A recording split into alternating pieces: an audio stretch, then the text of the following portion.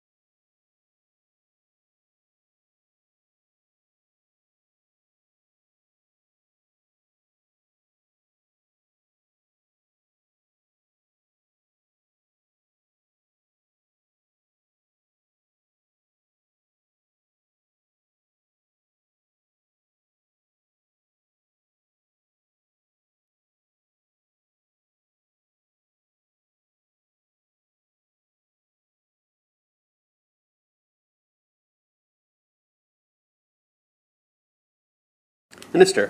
Thank you, Chair. So as a government, we are always listening to people in BC and identifying the most impactful ways to hear from and reach them. So we meet routinely with elected officials, First Nations leaders and community leaders. We hold broad public engagements to seek input, and we lead targeted consultations to gain insights and expertise from individuals and communities. We take account of public input provided online, in official correspondence, and through many other avenues. Our research team helps deliver feedback from the public through online and in-person research projects that can allow people to explore a topic in depth, sharing what is important to them and what they need from government to thrive in this province. The research group also partners with our multi-language services department to conduct in-language research to understand the perspectives and needs of Punjabi, Mandarin, and Cantonese speakers in BC.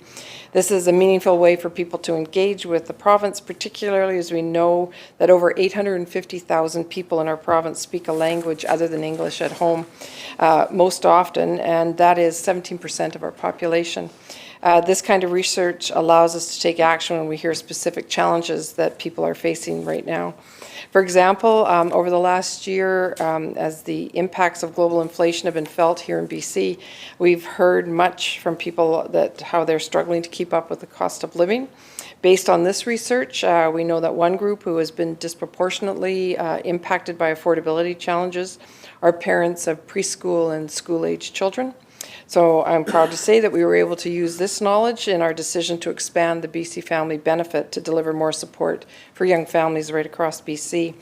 And the research team also lends its expertise to ministry program areas throughout government to hear from people on the topics that matter most to them. For example, Giuseppe's research team worked with emergency management and climate readiness to conduct a series of focus groups throughout the province to talk with people about their personal experiences in the face of extreme weather events like wildfires, floods, and drought. It's no surprise that people are now feeling the impacts of the climate crisis year-round and in every corner of BC. And this research asks people critical questions about how they want their government to show up during these kind of emergencies. For example, we talked to people about what types of communication they want to receive during emergencies, the channels they use to access information, how prepared they and their families already are, who they most want to hear from during an emergency, and what specific actions government can take to strengthen our emergency responses. We have lots of talented people in government, but we also know we don't have all the answers. That's why this kind of research is so important, because it allows us to meet people in their communities, hear firsthand about their experiences and needs, and then do our part to respond. The work of the research team extends beyond community engagement as well. We actively share data gathered in our work with BC's agency responsible for statistics and demographic data, BC Stats. This helps us give us an understanding of the financial picture of BC households, including how much people are paying for essentials like food, housing, transportation, and childcare. We know people are struggling with complex challenges, and government continues to take strong action to address them by building and delivering more affordable housing, easing the pressures of everyday costs, and helping to provide accessible, affordable childcare, and so much more. The data gathered by our research team and the perspectives of the very people we hear from as part of that work continue to have a meaningful impact in shaping the priorities and policies of our government. Member. Well, thank you for that, but the question was really around opinion polls, and I never heard opinion poll in there. I heard research teams and outreach and things. So again, just so we have a clear understanding, what opinion polls have been funded to date, and what are the subject matters of those actual opinion polls?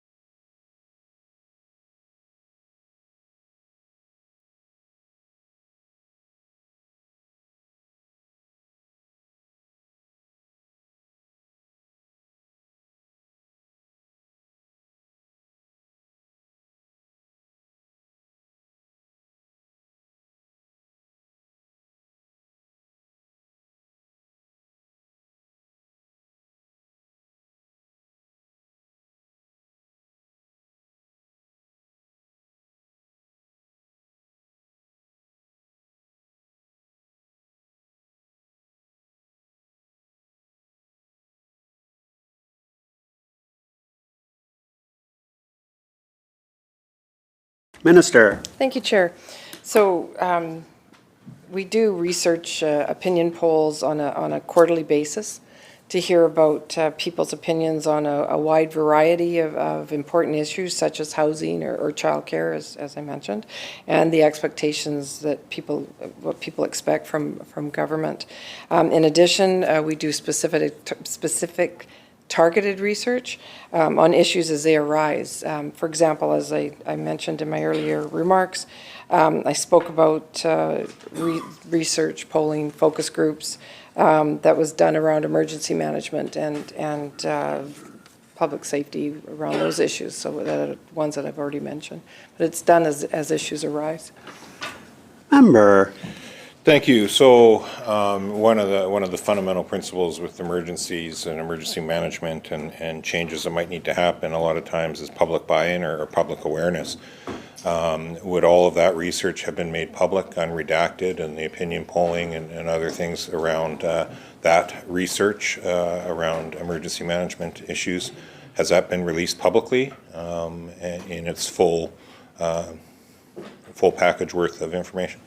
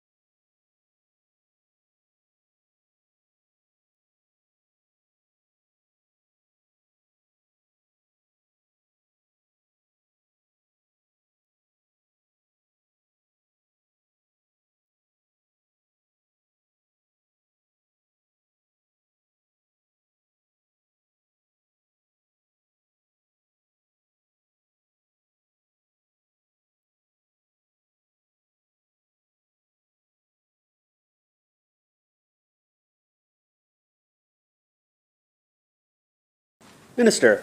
Thank you, Chair. And I neglected to introduce our Deputy Minister for GP, which is Jim Ratowski, who's with us here today helping answer these questions. So we show our research and insights, we share the research and insights with senior officials across government who are responsible for shaping public policy and making decisions related to the execution of government. Research is made public, of course, through the FOI process, which I'm sure the member is well aware of.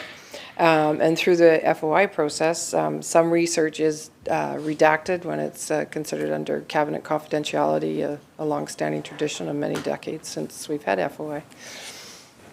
Member.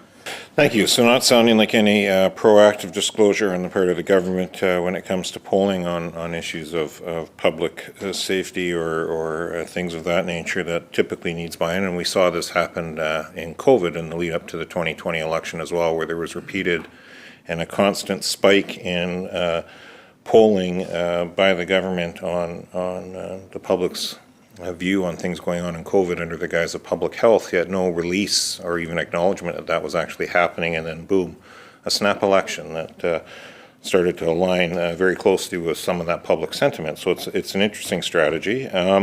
Has the government polled over the last 18 months or as part of this budget on the subject of decriminalization of drugs?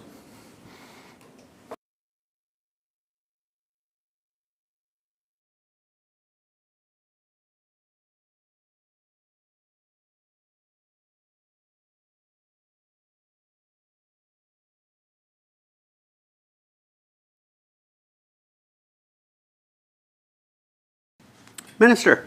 Thank you, Chair. The answer to the member's question is yes. Member. Thank you. Has the government in that same time frame done any polling on drugs in hospitals?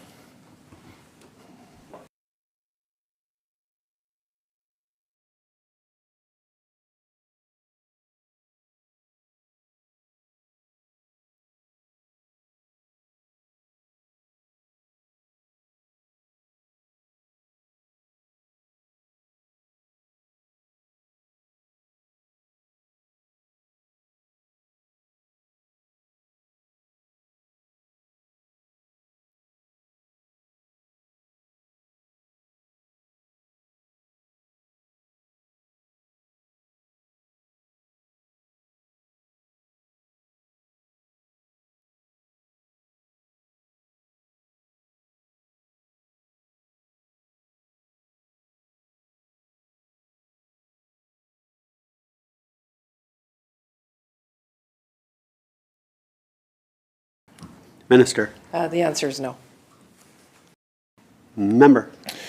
Thank you. In terms of the decriminalization of drugs, was there polling done as decriminalization first started, and then more recent polling on decriminalization? And if so, what has been the change in the mood of the public?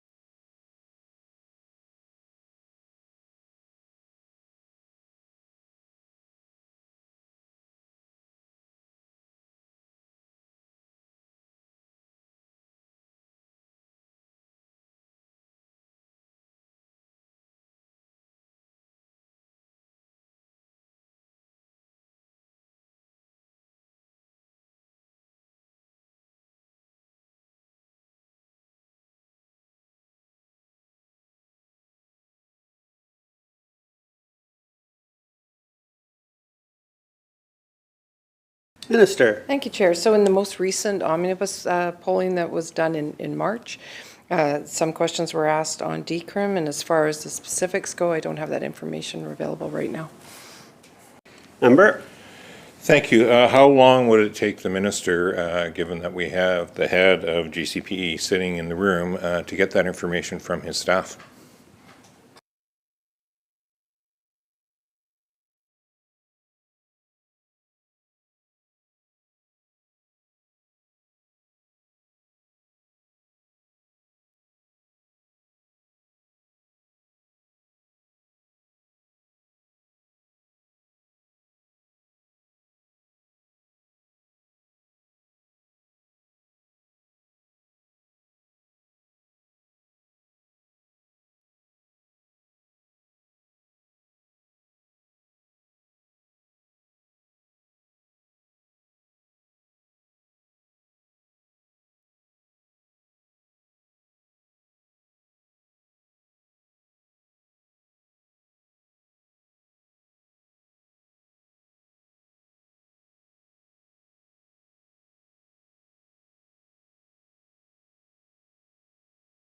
Minister.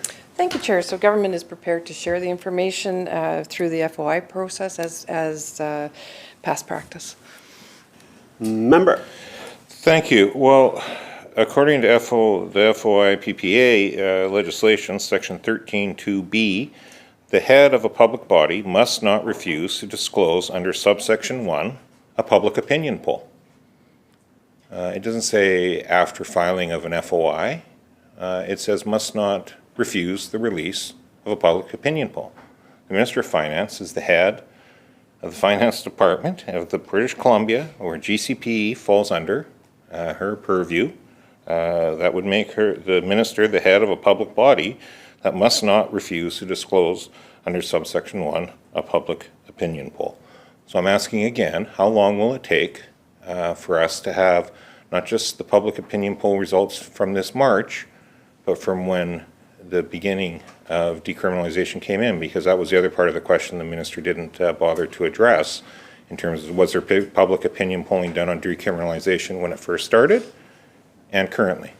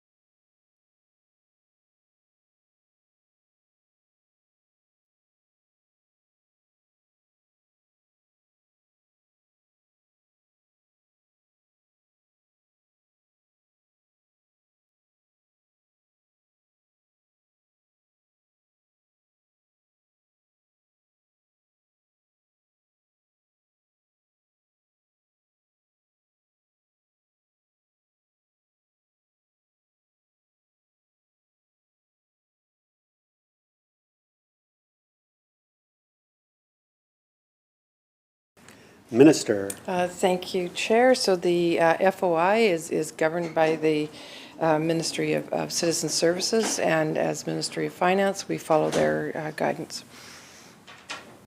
Member. Thank you. Is the minister saying that based on my question, there's been direction already given by the Minister of Citizen, who FOI law falls under, to direct me to FOI?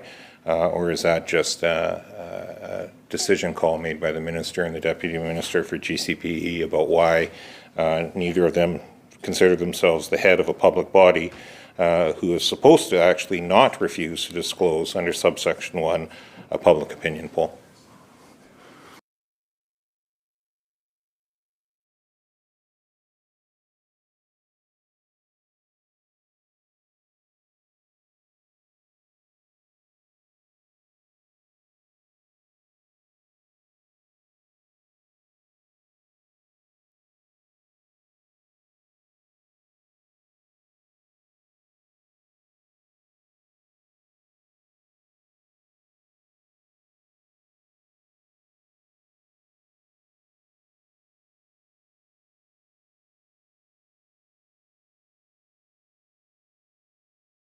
Minister. Thank you, Chair. And as I said, we will apply with the FOI Act as it's governed by the Ministry of Citizen Services.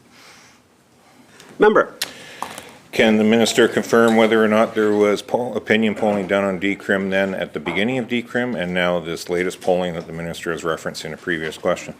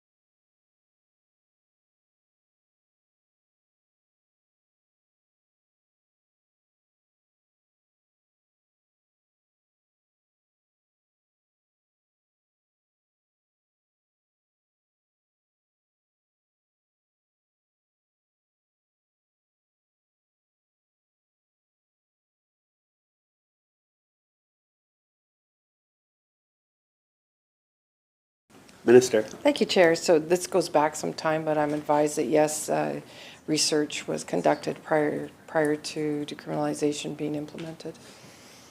Member.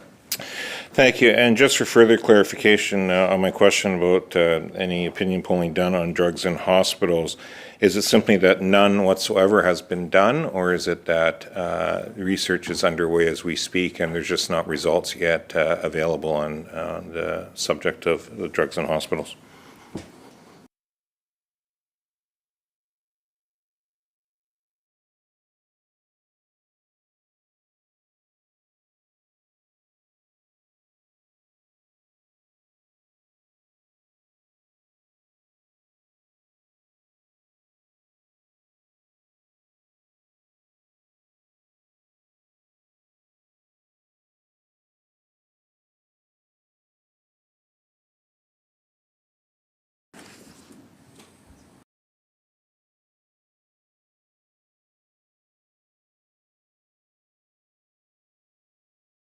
Minister. Thank you, Chair. There's been no research done on drugs in hospital, and there's none underway. Member. Thank you. And has there been any research done currently or over that same time frame, and if so, numbers of times, around the public mood, around their thoughts and opinions on the justice system, the so-called catch and release, bail, any of those types of parameters? I'm trying to keep it in good faith with the minister here on the theme of what I'm trying to ask within the justice system, and hope that the answer doesn't get confined to the exact wording as if I was filing an FOI in this particular moment. But if need be, I could just keep re-asking with variations of the system, the justice system overall, if we need to go down that road, but I'm hoping we don't need to.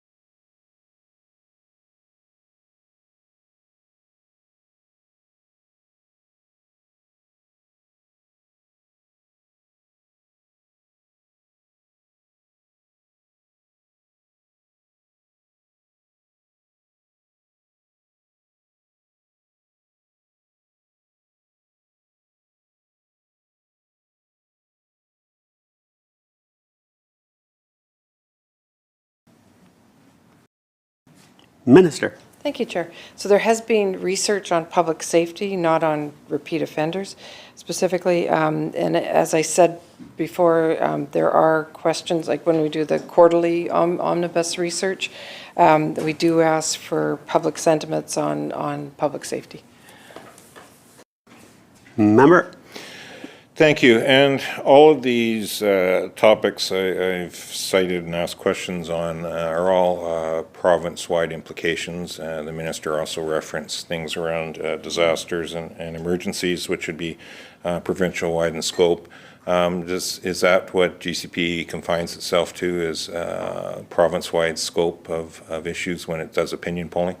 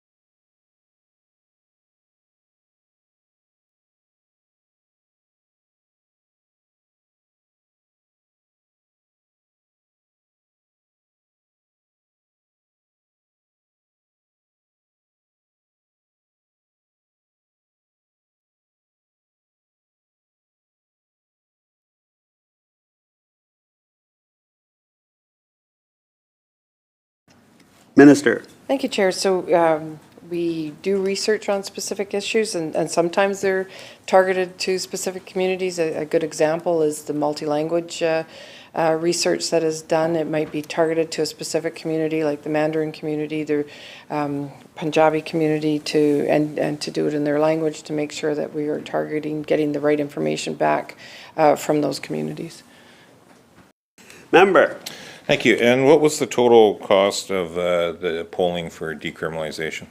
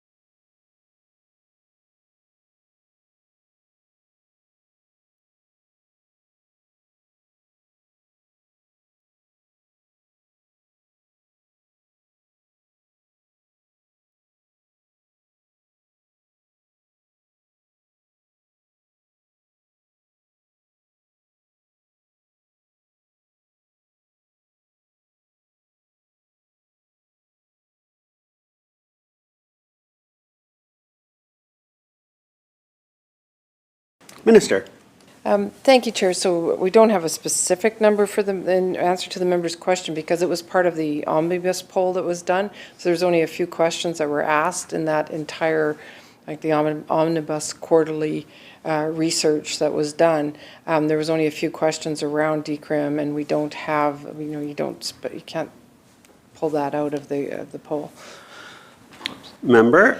Thank you. So what was the cost of the omnibus polling?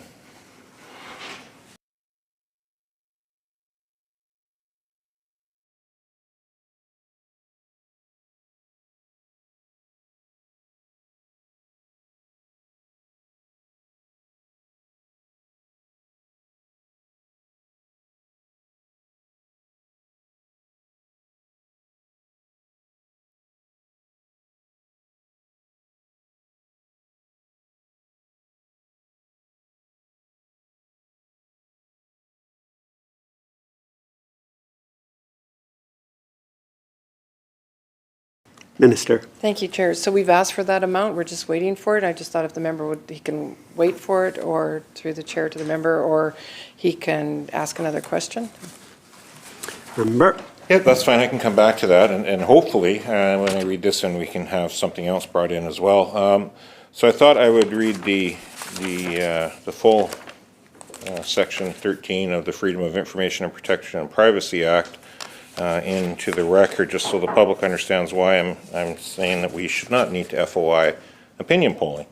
Policy advice or recommendations. Number 13 under the Act. The head of a public body may refuse to disclose to an applicant information that would reveal advice or recommendations developed by or for a public body or minister. So that's pretty clear. The minister would be in their rights to say that. Except, number 2, the head of a public body must not refuse to disclose under subsection 1, so under those provisions, it's trying to cite that it's for advice or recommendations for the public body. A, any factual material. B, a public opinion poll. C, statistical survey. D, an appraisal. E, an economic forecast. F, an environmental impact statement or similar information. G, a final report or final audit of the performance or efficacy of a public body or on any of its policies or programs or activities. H, a consumer test report or a report of a test carried out on a product or test equipment of the public body. I, a feasibility or technical study including cost estimate relating to a policy or a project of the public body. J, a report on the results of field research undertaken before a policy proposal is formulated. K, a report of a task force, committee, council, or similar body that has been established to consider any matter and make reports or recommendations to a public body. L, I'm getting to the end, a plan or proposal to establish a new program or activity or to change a program or activity if the plan or proposal has been approved or rejected by the head of the public body. M, information that the head of the public body has cited publicly as a basis for making a decision or formulating a policy. Or N, a decision including reasons that is made in the exercise of a discretionary power or an adjunctive function that affects the rights of the applicant. 3, subsection 1 does not apply to information in a record that has been in existence for 10 years or more. So obviously that wouldn't apply in this case, but that's the full piece, then it moves on to 14. So again, that's why as opposition, we're reasonably confident that we should be able to access the results of opinion polls without having to go through FOI. Now, why that's interesting, and again, these are all polls that are paid for, to the chair's concerns about being in the budget. These are all paid for within this budget. And so it's important, I think, the taxpayer understand how their tax dollars are being used. Now, we have the Surrey RCMP polling, which was very city-specific, in fact, carried out by GCPE, yet it had to get FOI'd by the breaker. Not released, FOI'd. Again, this was an opinion poll assessing public support for replacing the RCMP with Surrey Police Services despite significant public controversy surrounding this transition. Simple question, has GCPE done further polling after this poll was done?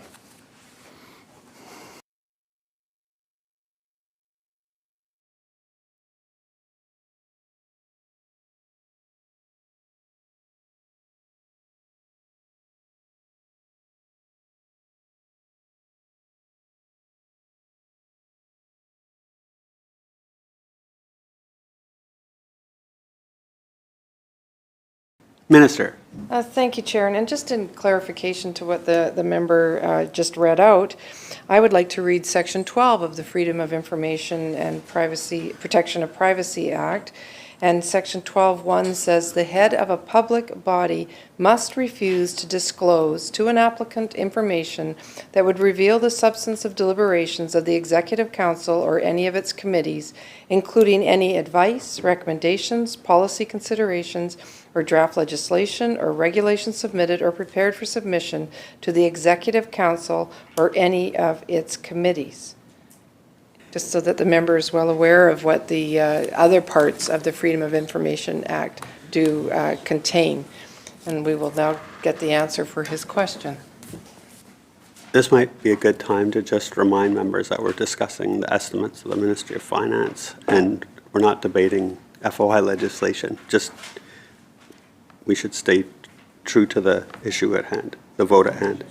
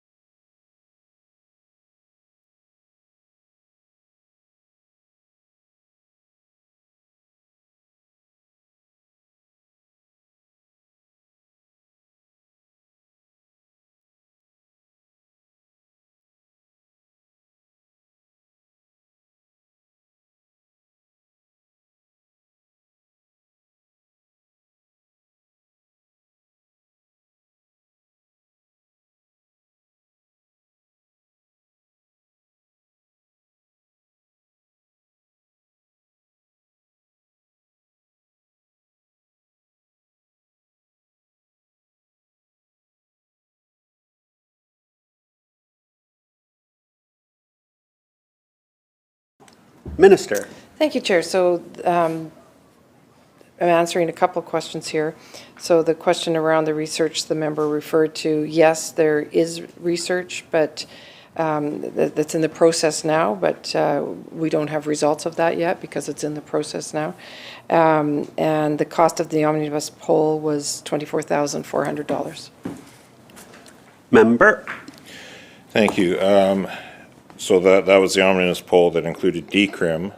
I'm sorry, there was an FOI and a release of polling that was done on the Surrey police transition, and so there was a question around that and if another one has been undertaken. So the minister, just to confirm, the minister is saying a second poll has now been commissioned and is underway on the Surrey police transition. Minister. Yes, there's research happening now, but it's in the field, so I don't have results as yet. Member. Thank you. This is obviously very targeted polling. It's only one city. Miraculously, it has, 9 or 10 provincial ridings in it, so that works well, I guess. Can the minister confirm then the total cost of both the previous poll and what this current poll is slated to be?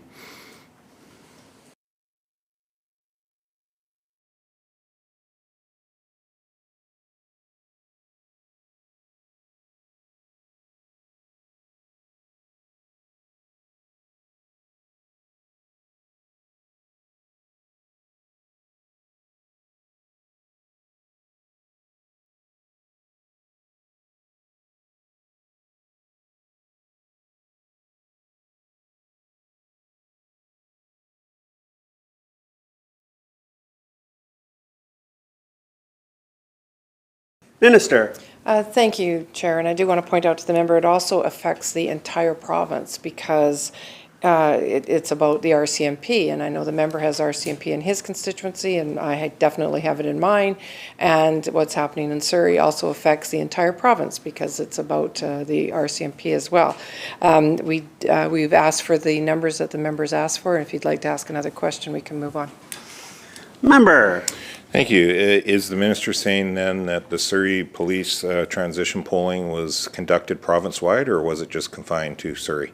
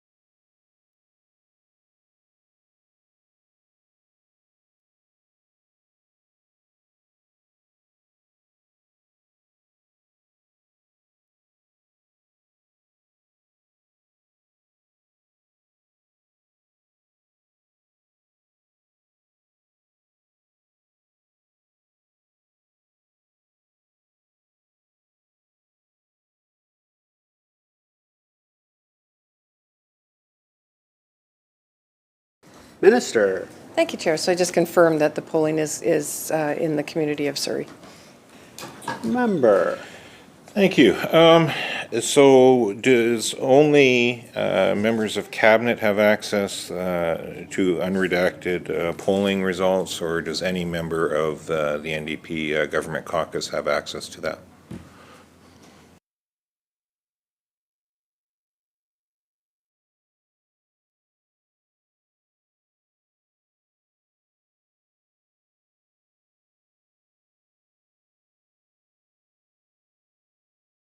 Minister. Chair, just cabinet. Member. And just to be entirely certain, does a minister of state or a parliamentary secretary have access?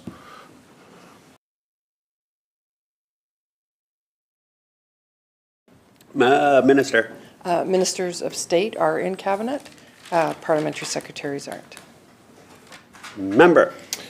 Thank you. In terms of the polling, why did GCP and the government feel it necessary? I'm assuming it would add to the cost. Would they feel it necessary to poll specific neighborhoods instead of a city as a whole and get a cumulative number? I just asked that because a lot of the neighborhoods conveniently align with a lot of the naming of provincial ridings in the upcoming election. So I'll give an example. There's a Fleetwood breakdown, there's a Newton breakdown, there's a South Surrey breakdown, there's a Guildford breakdown, there's a Cloverdale breakdown, Wally Centre breakdown. I'm just wondering why the need to get into that granular neighborhood detail if it's really about the policing for the whole community.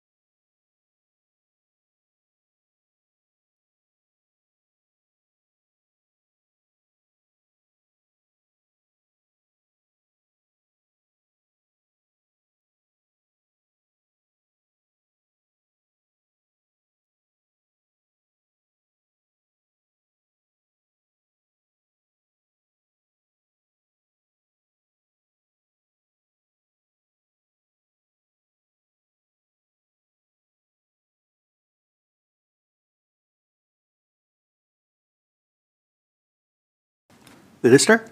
Thank you, Chair. So those are major communities within Surrey, that everybody refers to them as major communities within Surrey. And there also are variations in communities that are utilized, such as socioeconomic, age, income, ethnicity, in which, they're all factors that are important in getting a full picture of the communities individually, but communities as a whole when doing research.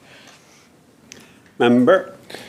Thank you. Well, I can understand getting community as a whole if you're talking about polling around needs for recreation services and things of that nature that might have different needs in different areas of a community, and type of shopping that might be wanted, walkability, all those types of things that come into play. This was a pretty specific question around RCMP versus Surrey Police Services.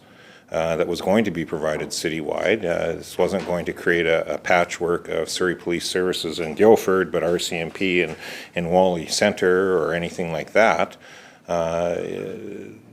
The government had already actually made the decision to make the transition.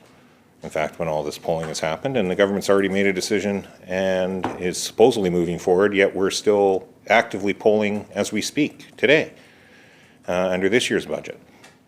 So that's an interesting choice for use of taxpayers' funds to poll on a decision the government's already insisting it's moving forward on. How much of the contingency funds have been potentially earmarked for transition costs, depending on what the polling might say that is currently underway?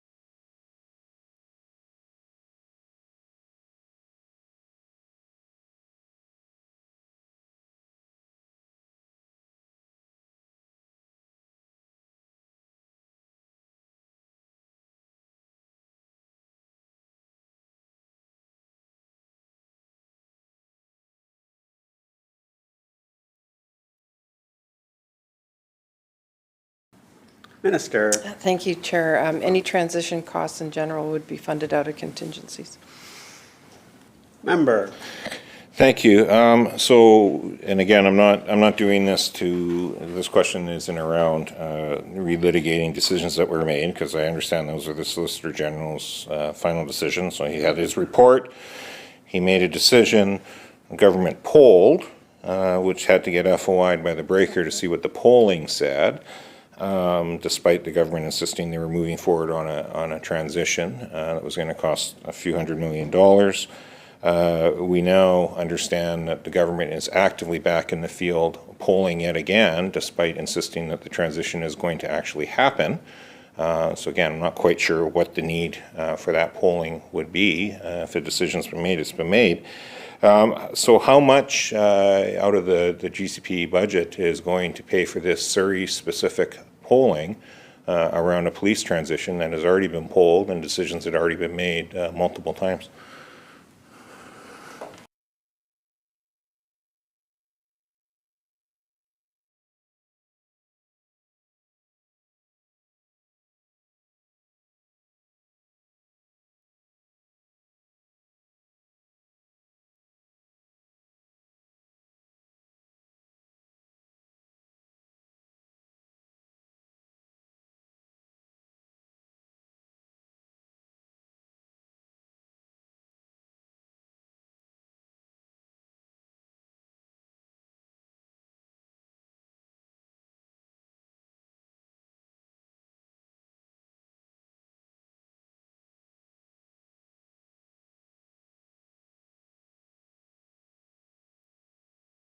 Minister? Thank you, Chair. So the cost of the poll that's in the field right now hasn't been determined yet, finalized. We'll get that for you when we know the final cost. Member? Thank you. Well, the poll must have some parameters to it to go out with a contract to get. I'm assuming, depending which company is doing it. I'm not sure, is there Research Co. was the company that did the previous one that was FOI'd? I'm not sure which company is being contracted to do it, but certainly there must have been parameters. Polls, typically you know what you're buying in terms of sample size, in terms of numbers of questions and things of that nature to get a certain accuracy of the poll. So it's a little shocking that the government doesn't know what a current poll is going to cost them, or at least even have a ballpark, and waiting until that work is finalized and finished. I guess given that it had become very clear that we're going to have to FOI this most latest poll, when is the contract supposed to be done? When is the poll supposed to be done, so that people know, the media know, when they should be filing their FOI paperwork?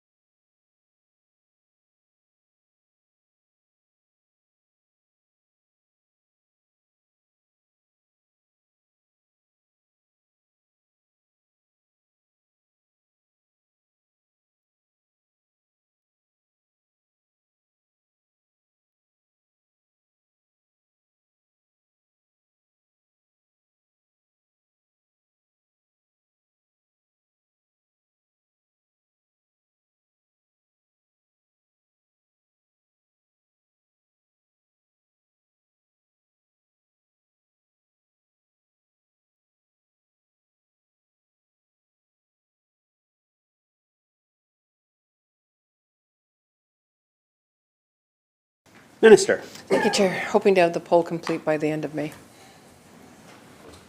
Member. Thank you. In terms of deliverables, the minister has said that they employ GCP to do research out in the field on a wide range of issues to get a sense of public mood for public policy. That's what the budget is here to cover off and do. Is the minister then saying that the reason they're back out in the field for Surrey policing, despite several repeated statements that the transition is happening, that there's money in the budget identified for the transition to happening, that depending on the results of the poll at the end of May, that decision could be reversed then?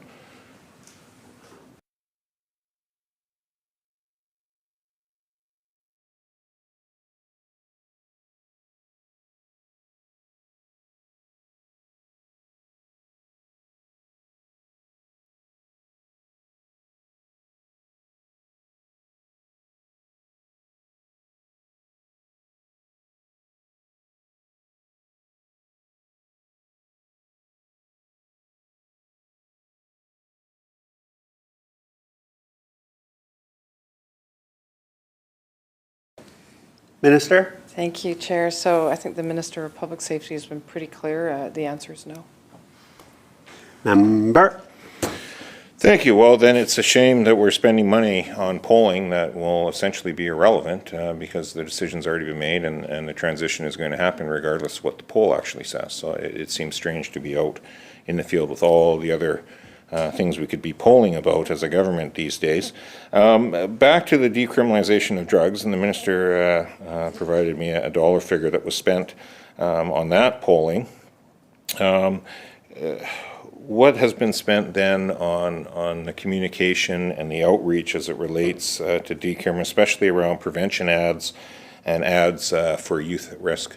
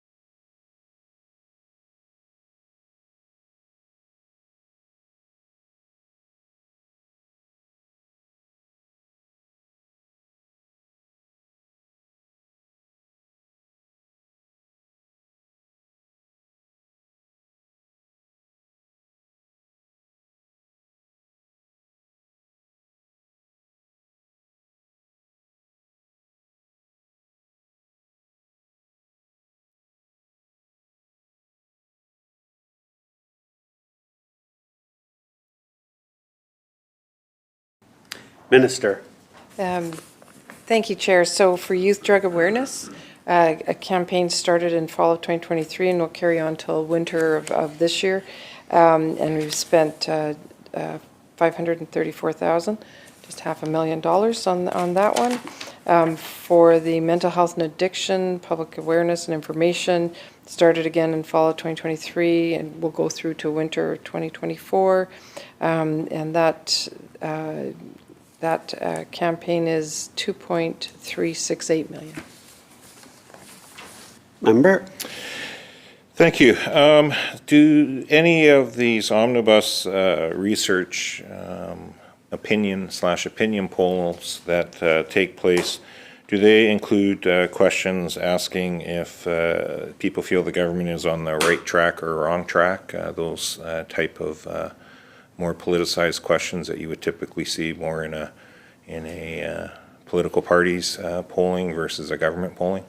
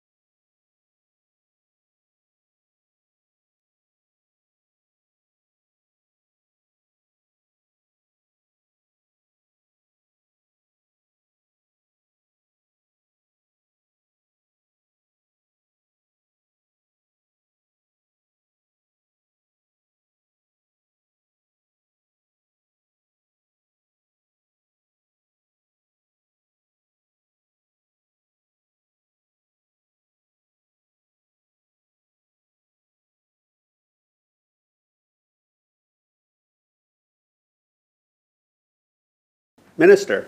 Thank you, Chair. So it's my understanding that this has been a practice of omnibus research for a number of years, many years, to measure how people feel about the direction of the province.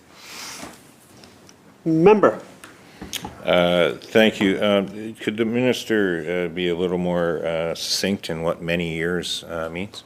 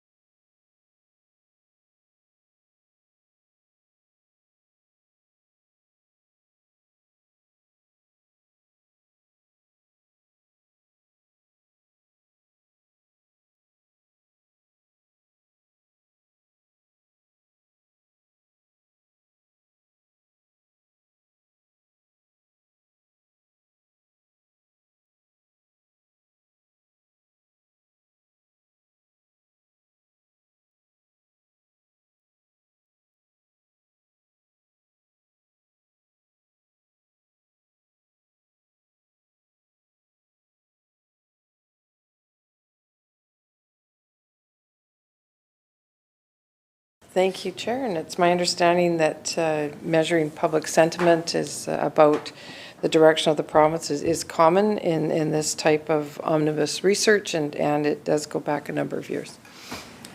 Member?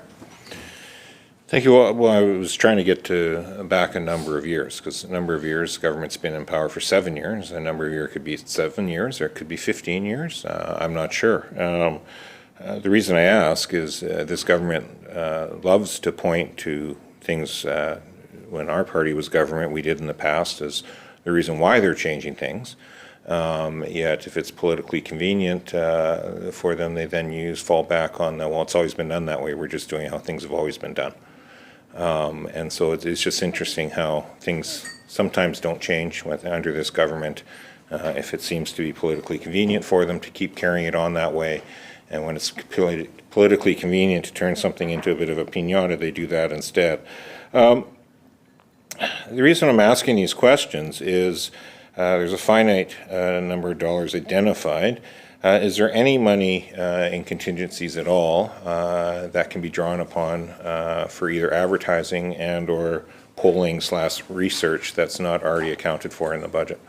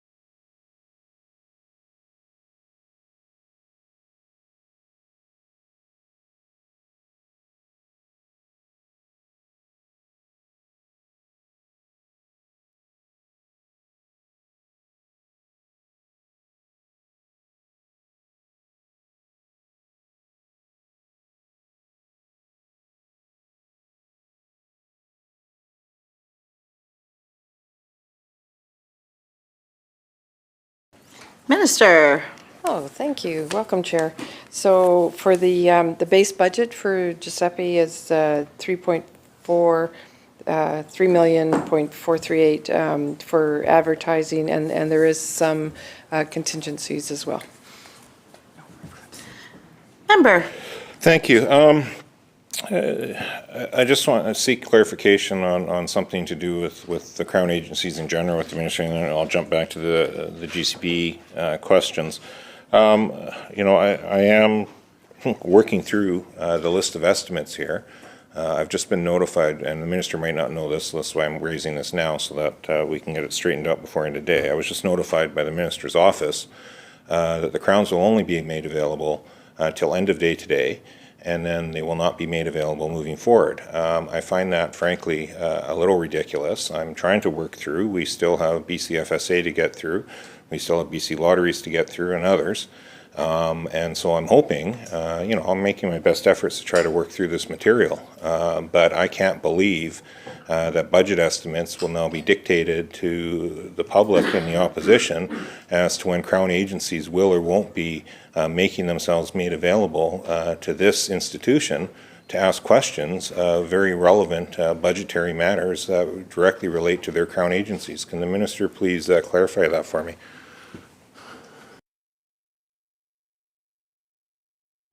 Minister. Thank you, Chair. We did tell opposition this when we were starting, that we would have one day for crowns, but if the member feels that he hasn't had enough time, we will make them available at taxpayers' expense to bring them back.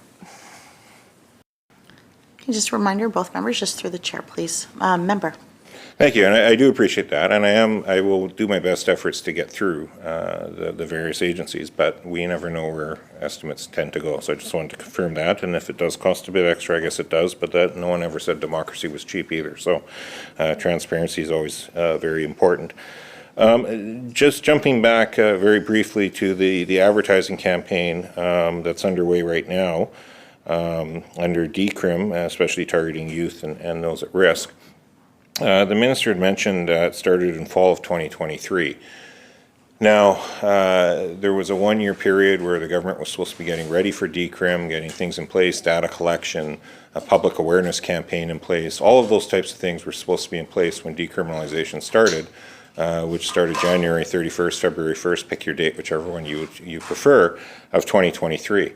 Why was GCPE not prepared for DCRIM to have advertising ready to go and roll out the door on day one instead of waiting 6 to 7 to 8 months to actually get those awareness campaigns, which were supposed to be a critical piece of decriminalization? Did GCPE not already have the budget in place? Was the work not completed with a year's advance notice? Why was there such a time lag for the public awareness campaign to start under GCPE when they had that much time to actually prepare for it?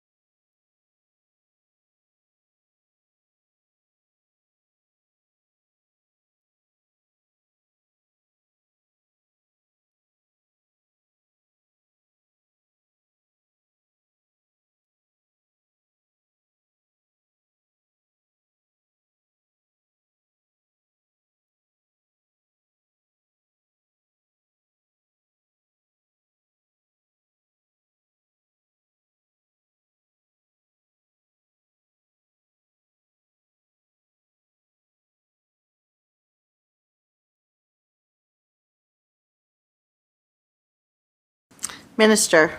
Thank you, Chair. We run addiction awareness ads every year. Member. Thank you, but the question I had asked originally was around the budgets around specific to DCRIM. They were supposed to be very specific ad awareness campaigns. That's how the minister had answered around it as well. The question is that the ad campaigns for DCRIM were supposed to start on time and on schedule, part of that one-year lead-in with the conditions that were set out by the federal government. The minister's answer surprised me when she said it started in the fall of 2023 and will continue through to the winter of 2024, which is good to know it's underway now, and good to know that it'll continue on into the winter of 2024. I'm just wondering why GCPE on decrim-specific, youth-specific awareness campaigns that were supposed to be in place for decriminalization specifically, that the provincial government had agreed to with the federal government as a condition of decriminalization, was not ready to go and roll out when decrim started, and in fact started almost a half a year, if not 3/4 of a year later than the start of decrim.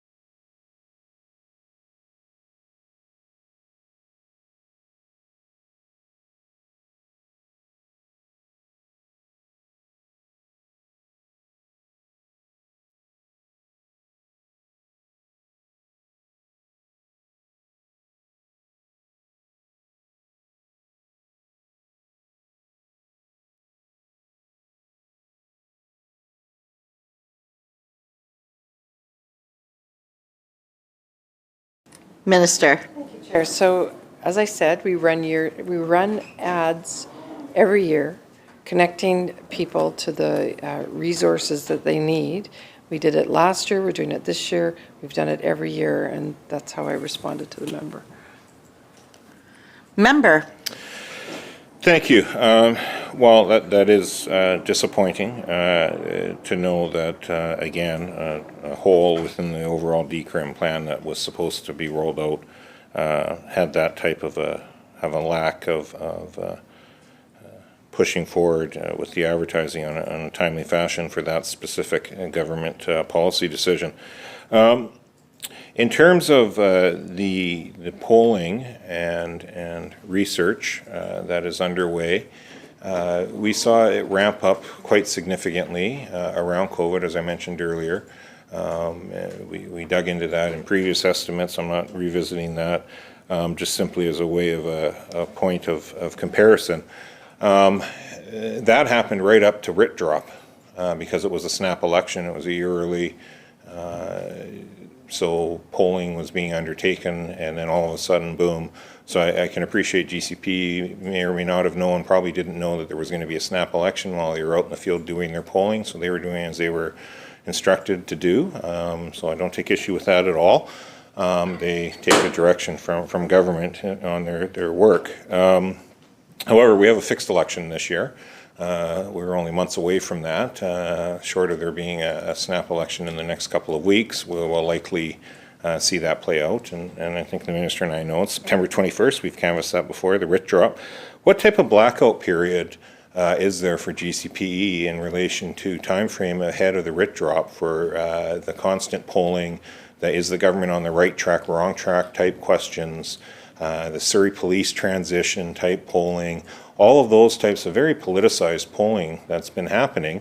When will the blackout period kick in and that no longer be happening and taxpayers' funds being used to create that polling that apparently only Cabinet gets to see?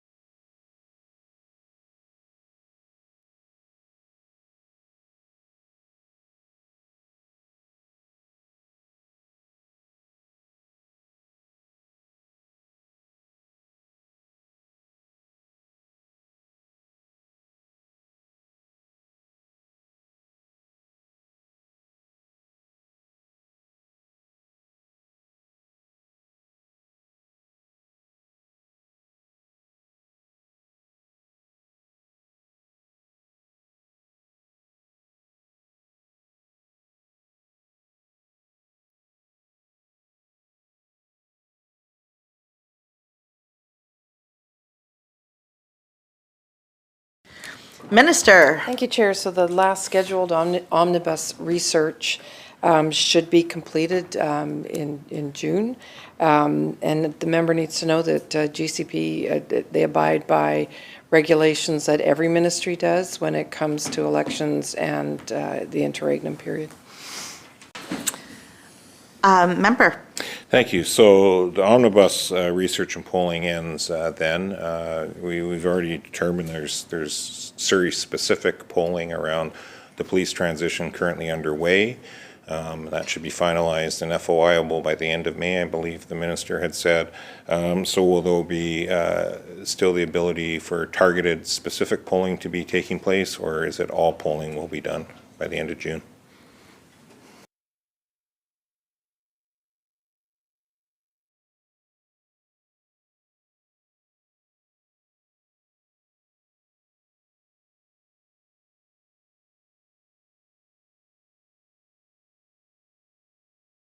Minister. Thank you, Chair. There's nothing else planned. All polling should be, and all of the research should be completed by end of June. Member. Thank you. Similar questions around overall advertising through GCP then. What will be the framework with this being a fixed election date and getting very close to that again? What will be the timelines where that type of advertising will either be winding down, or is the intention to still have government ads running all the way through the writ period?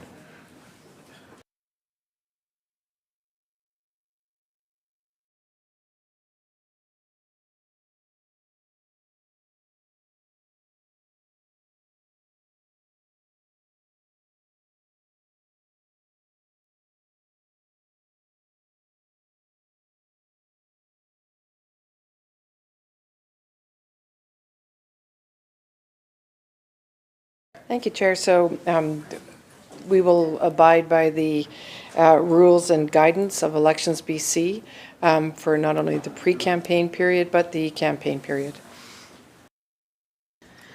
Member. Thank you. So is the minister saying GCP has not yet received that guidance from Elections BC on what their rules around fixed election date advertising should be? I would imagine that advertising a lot of times takes a little while ahead of time to get in place and contracts signed and things of that nature, production done, you name it. So is there not a clearer timeline that the minister could provide to the chamber as to when GCP will wind down advertising?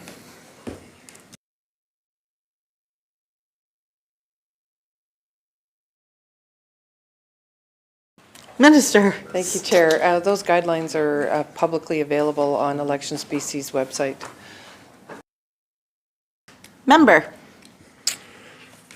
Okay, thank you for that then. We'll take a look at that. We will be transitioning just for the minister over to BCFSA shortly here. I just have another question or two on GCP and then we'll move on.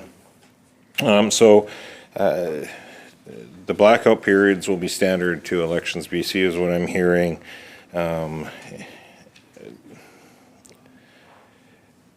What is typically GCP's turnaround time then on FOIs? Again, I'm trying to figure out with the polling that's currently underway under GCPE on the Surrey RCMP polling that will be done by the end of May. What is the turnaround time on a FOI that GCP typically manages?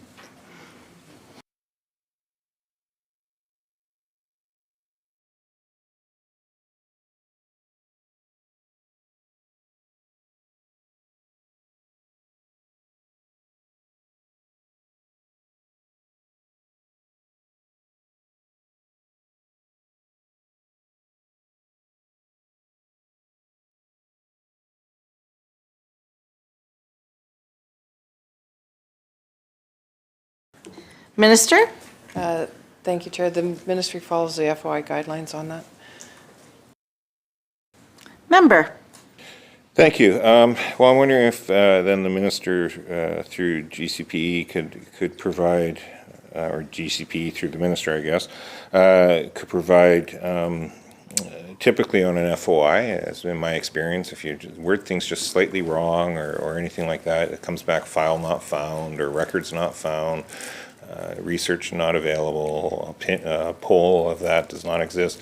Could maybe the minister provide what the exact title of this latest polling is, so that both opposition, but I'm assuming the media, will know exactly what title they should be FOIing at the end of May to find out what the results of the research is?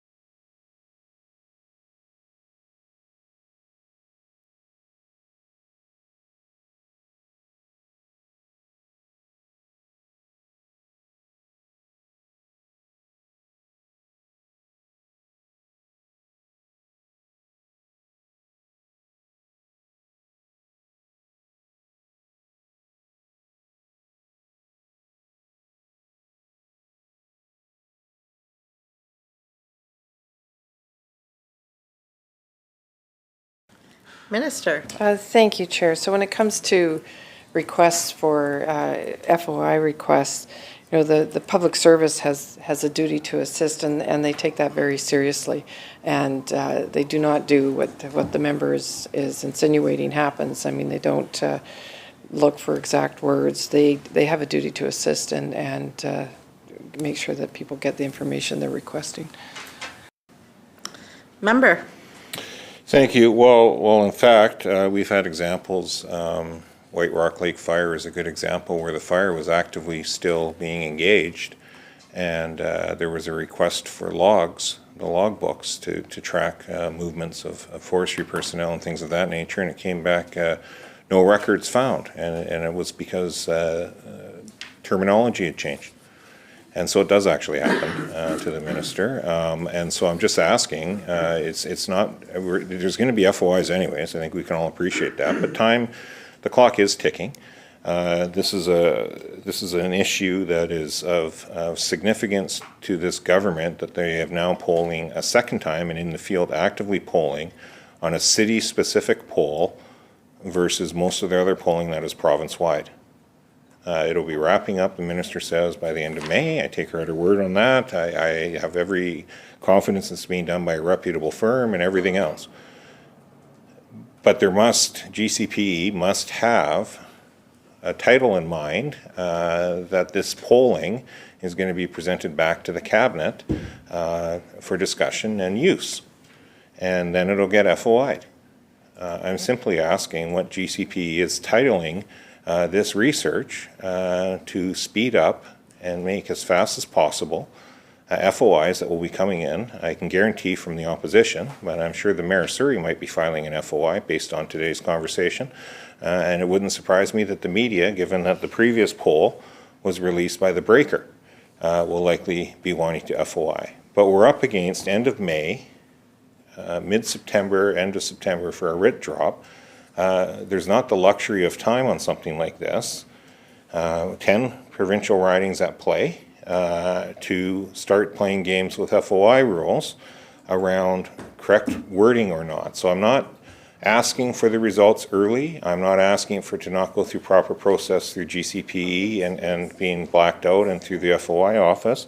It's simply What is the title of the polling that is happening in the field as we speak under the budget of GCPE, which is controlled and directly under this minister's watch, that the opposition, the public, the media, and other bodies can FOI at the end of May?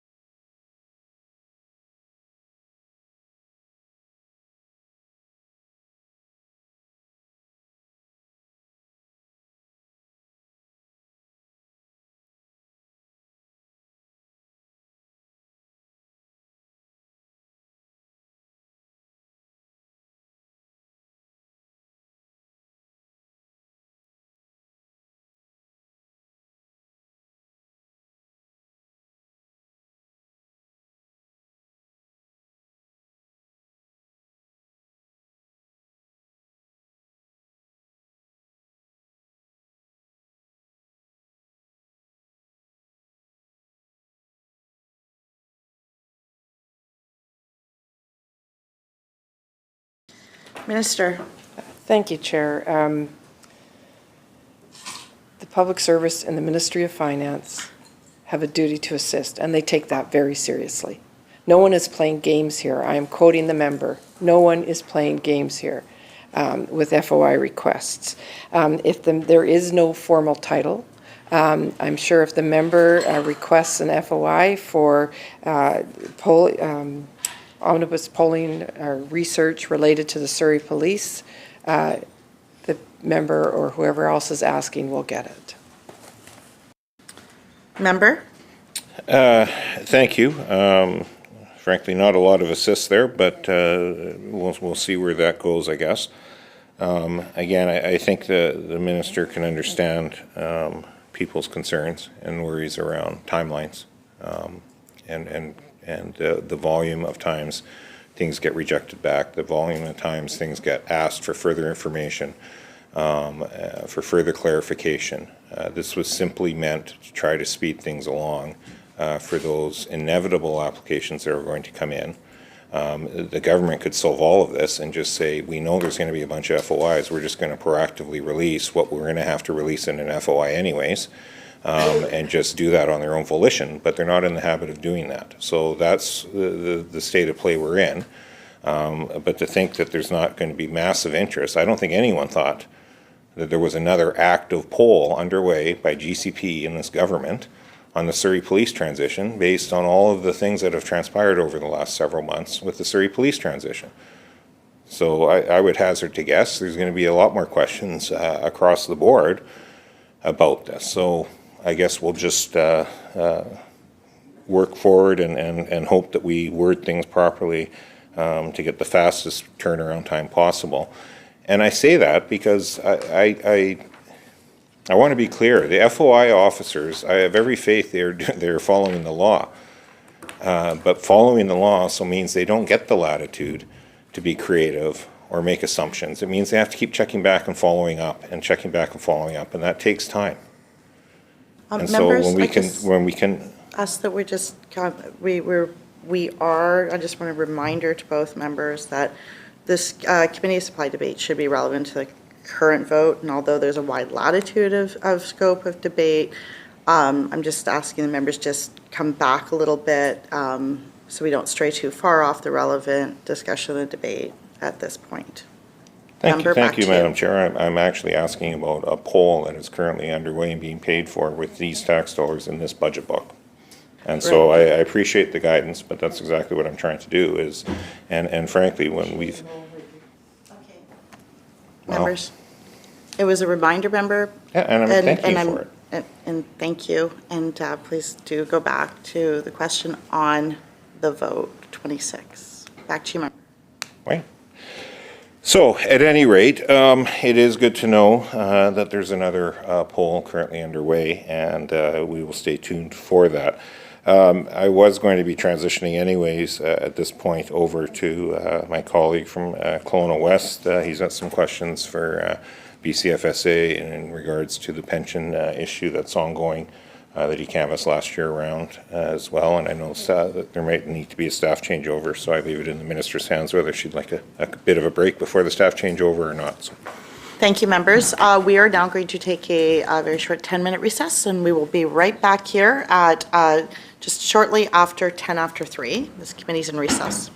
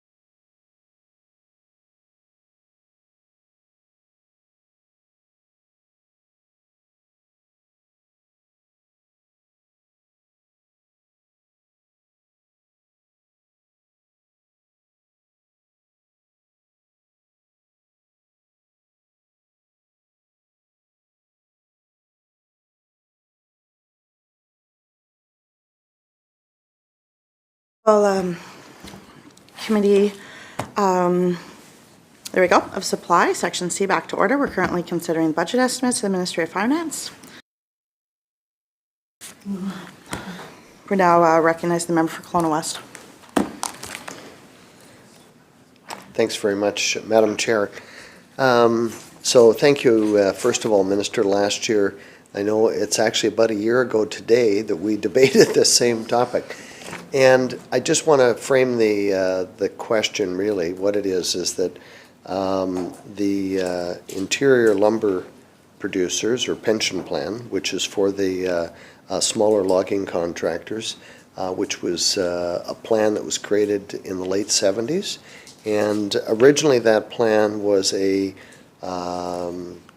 defined benefit agreement. No, it was a, I'm getting the term wrong here, targeted benefit plan.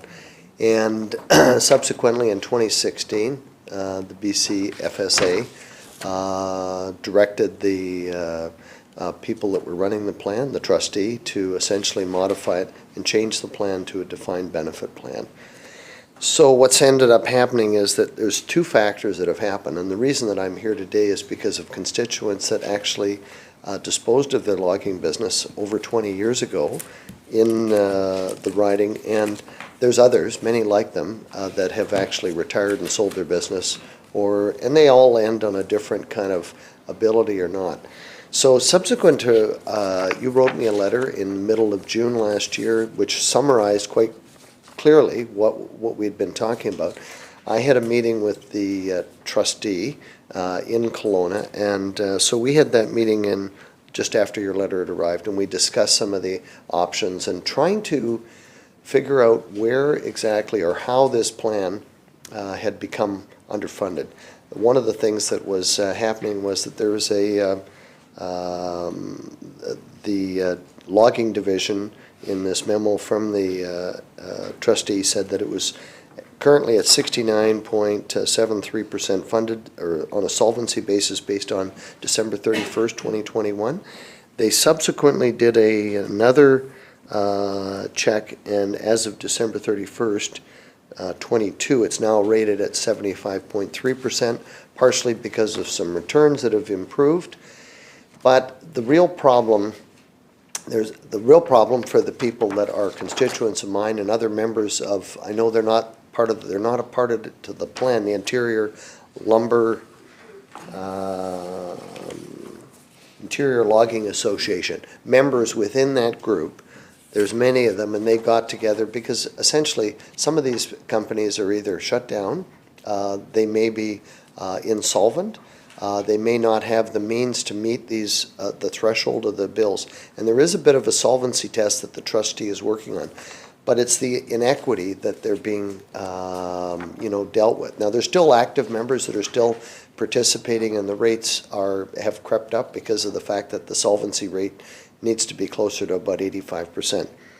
So when I met with the trustee, she proposed, and I guess I'm not certain the appetite for some of these, but I'm going to read them out to you and just ask whether the Ministry of Finance might consider one of these options that would change the plan and put it in a place where it would be in a better shape and it wouldn't require the retired, and I don't know what when that determination would be, but a commitment from the government to fund the logging division's entire solvency deficiency. Based on the 2021 valuation, this would be about $24.2 million. Second option, a commitment from government to fund the logging division so that it has an 85% solvency ratio. Based on the 2021 evaluation, that would be about $12.3 million. Alternatively, third option, an amendment to the PBSA that would confirm that since its inception, ILPP had been a target benefit pension plan. This would take effect prospectively and would not affect the benefits that have been settled to date on the basis the ILPP was a defined benefit pension plan. And the fourth option, which, and I don't know about the likelihood of this, but an OIC amending the regulations under the PBSA so that it, so as to extend the deadline for funding the logging division solvency deficiency from December 31st, 31 to December 31st of 2046. This would allow a modest reduction in the current contribution rate, thereby encouraging the logging division's remaining employers to stay in the logging division. So these are all essentially options, and I'm happy to give you a copy of this document from the trustee, but I'm just, I don't know if you've considered any of those options or whether there is an appetite to talk further about that.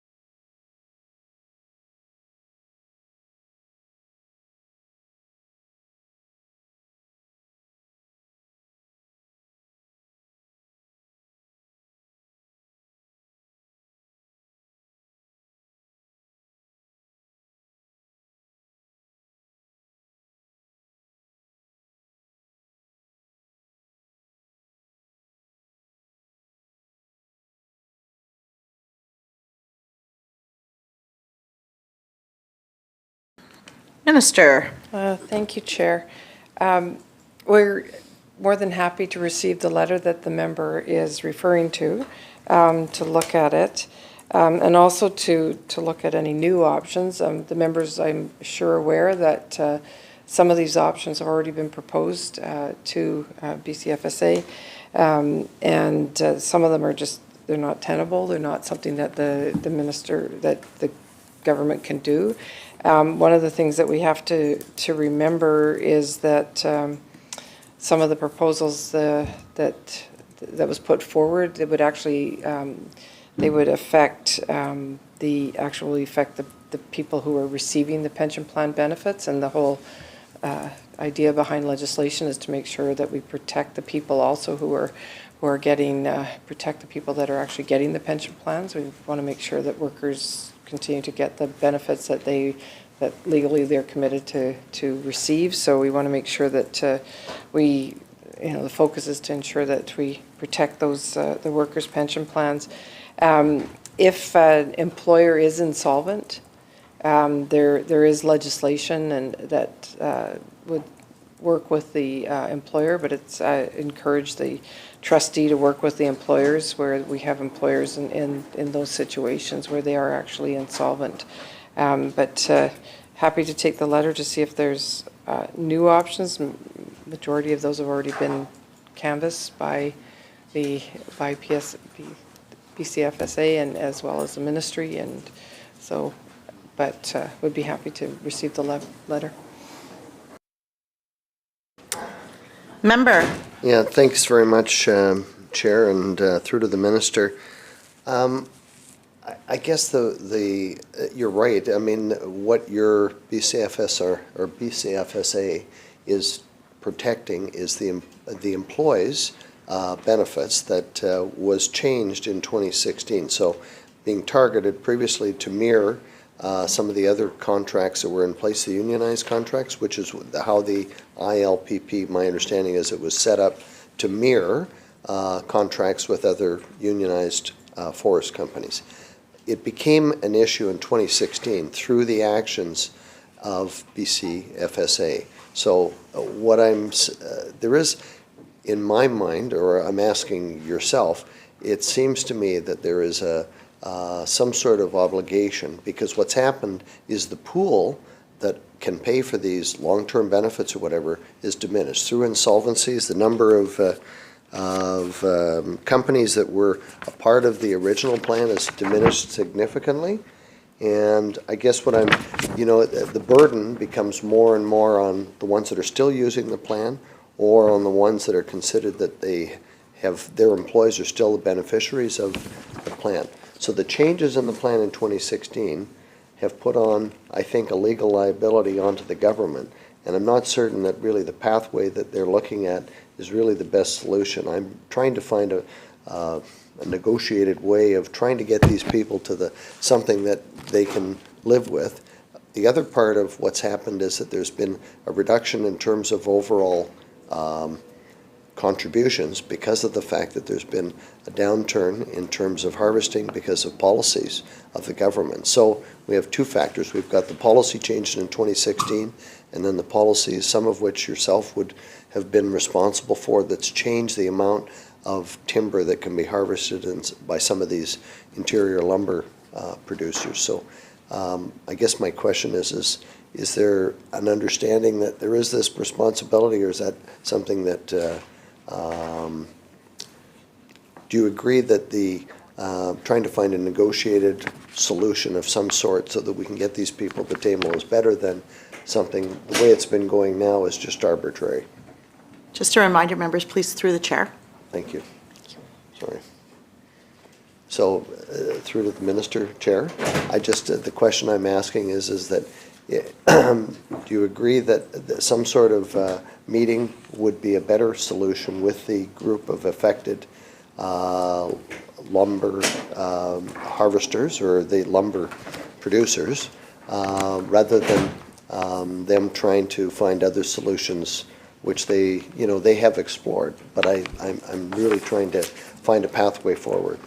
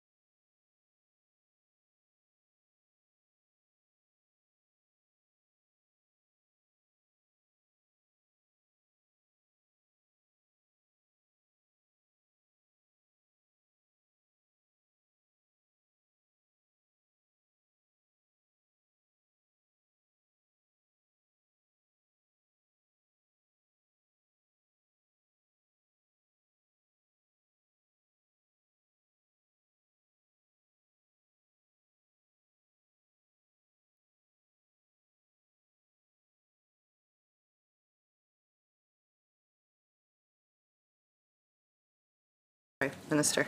Okay, thank you, Chair. Just right off the bat, to start, I mean, we can't substitute negotiations and an estimate for legislative requirements. I mean, they are legislative requirements. And I just want to, I know that it was part of the letter that was sent to the member last June, but the pension plan, it always was a defined benefit pension plan, and the trustees of the Interior Lumbermen's pension plan, they requested a targeted benefit plan in 2016, just to make that clear again. And the legislative process it's not arbitrary. It's, you know, I want to make sure that the member understands that it's just not an arbitrary decision that can be made. And I also don't believe, as a minister, or as a member portrayed, that it was a policy changes within the Ministry of Forests when I was minister is causing this issue. There's been a number of issues that have contributed to it. I mean, mountain pine beetle contributed to it, forest fires, climate change issues. You know, there was a downturn in the industry as a whole. There was a number of things that have happened that have, you know, contributed.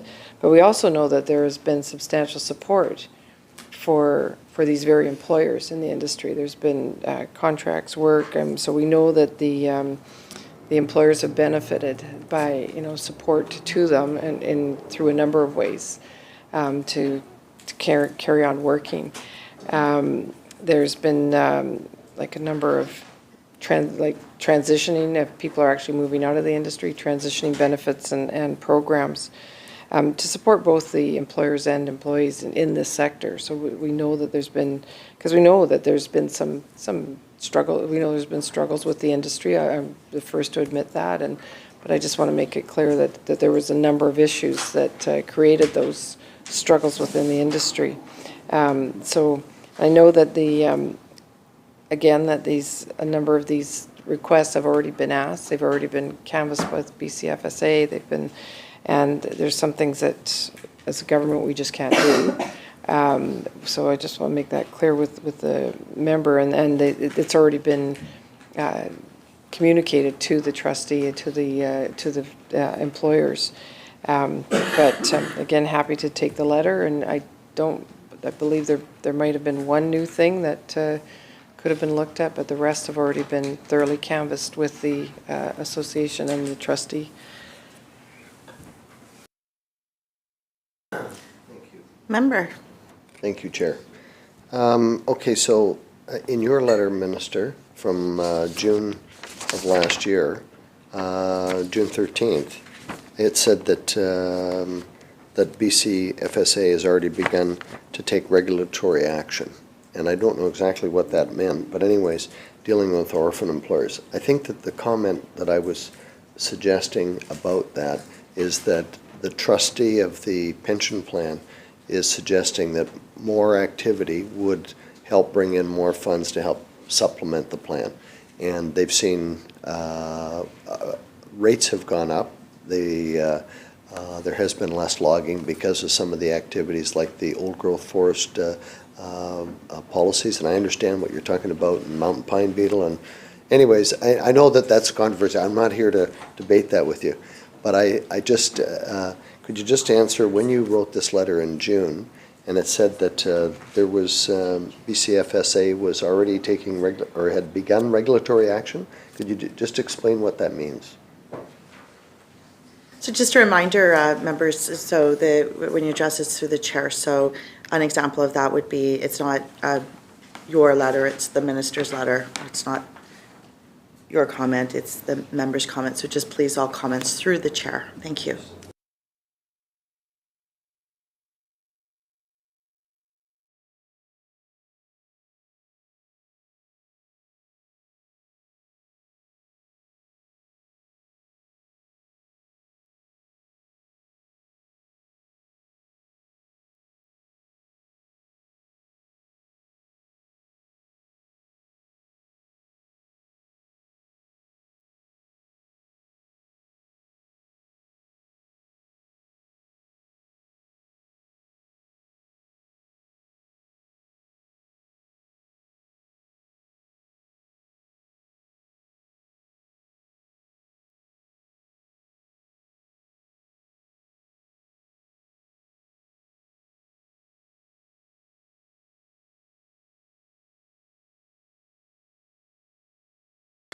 Minister.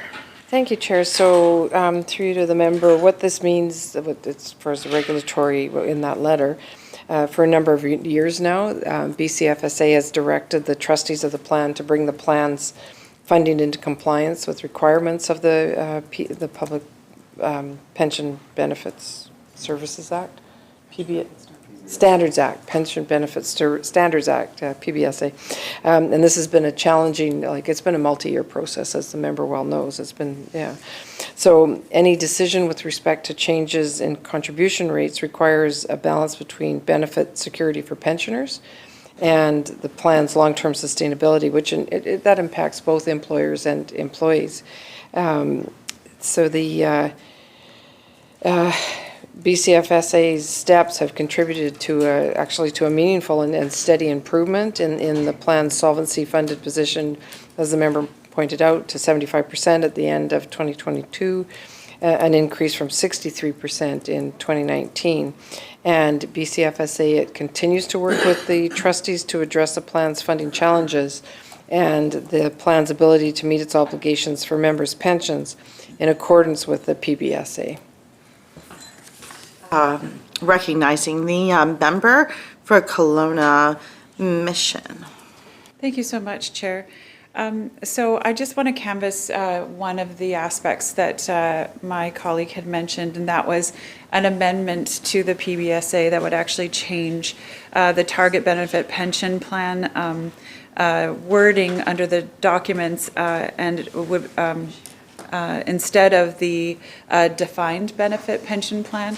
If all of the members had agreement to that change, would that be allowed then by BCFSA?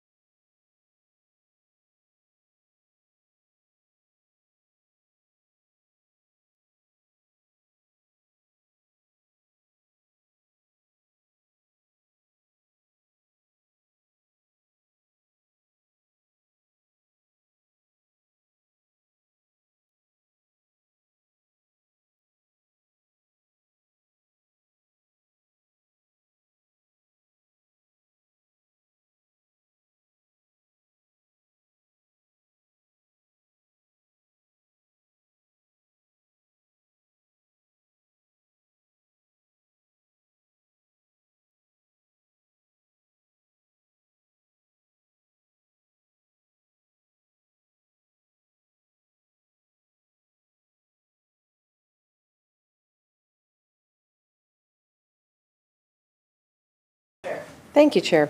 So the legislation only allows collectively bargained plans to convert from defined benefit to targeted benefit plans.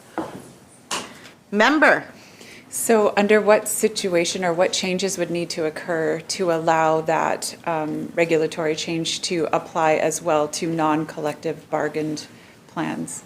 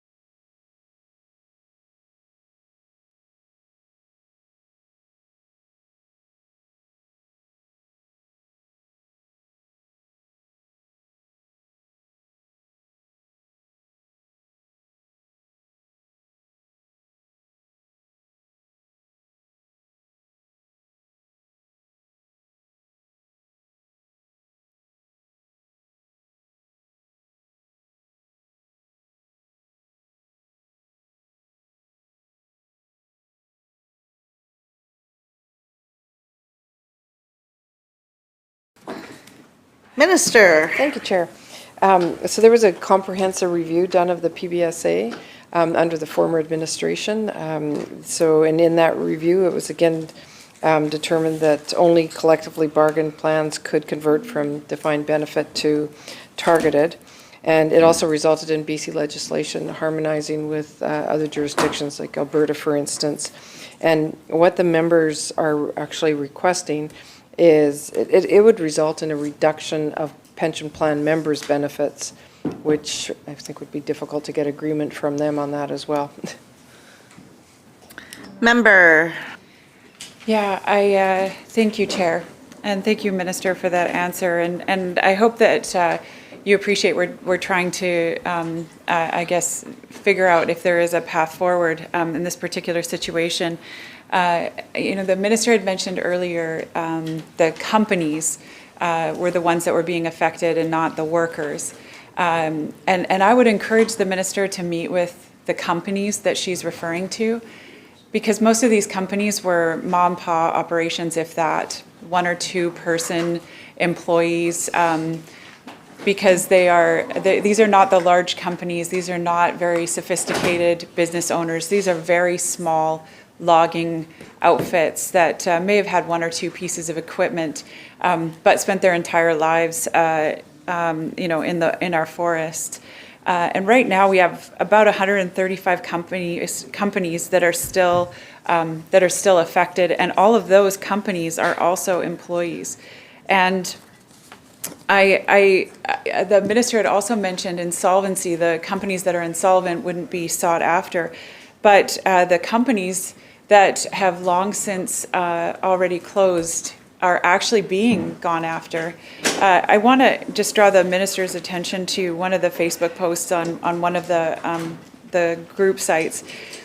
And this is what it says. My dad has been gone for over 11 years and we got a bill for $90,000, but his company has not operated since he died.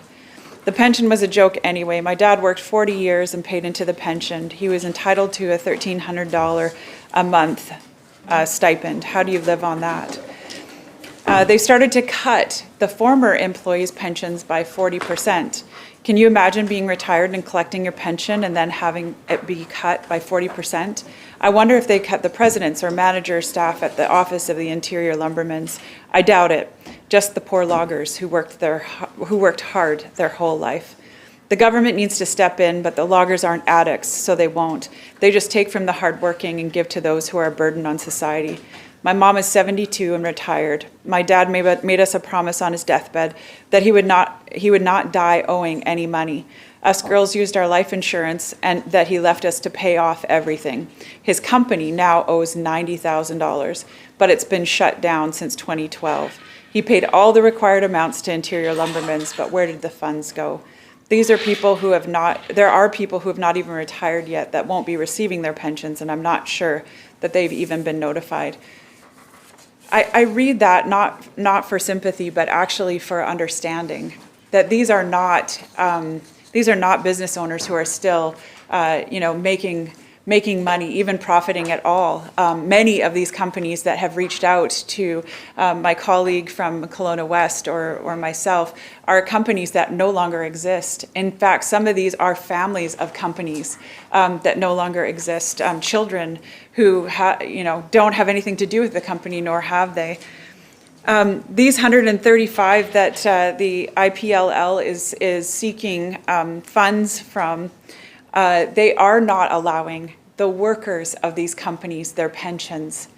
So these companies that have shut down and are no longer in operation, the IPLL is not allowing those workers, the workers of these companies, to have their pensions.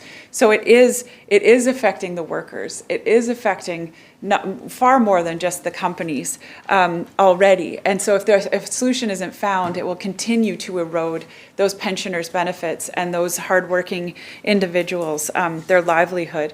So I'll ask the minister, is there a way that BCFSA could see a path forward in terms of, rather than just going after companies that are no longer in existence and are closed, is there a way that BCFSA could create either regulation, legislation, or some path forward for these particular individuals and workers who are having their pensions cut by 40%?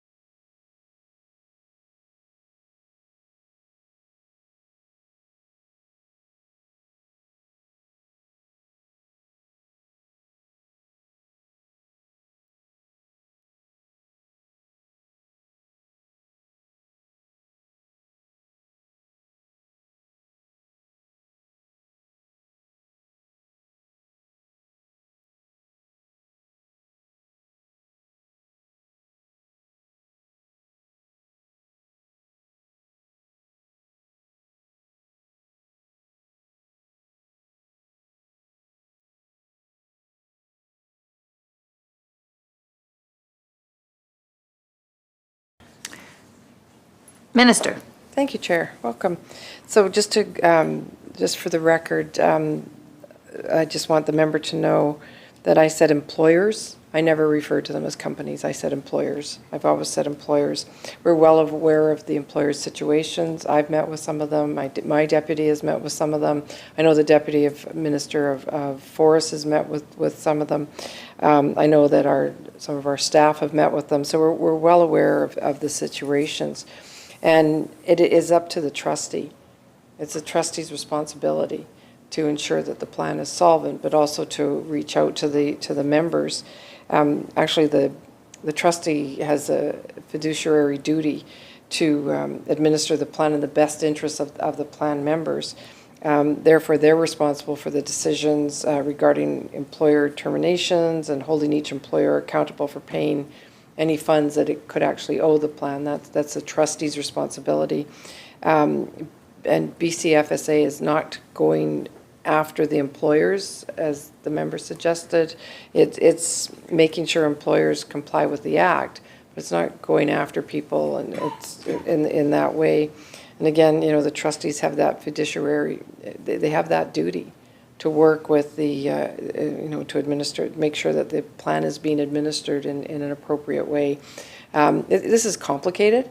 It's, it probably revolves around some corporate legal issues when you have your own business and solvency issues. And again, the solvency issues, they need to work that through with the trustee. The trustee has the ability to work that through. But, it's, we've canvassed this a number of years now, not just with the members' colleagues. It's these employers probably need to get legal advice because it is complicated and revolves around a lot of corporate law, and even if they are small corporations and small companies, like they're family-owned companies in a lot of cases,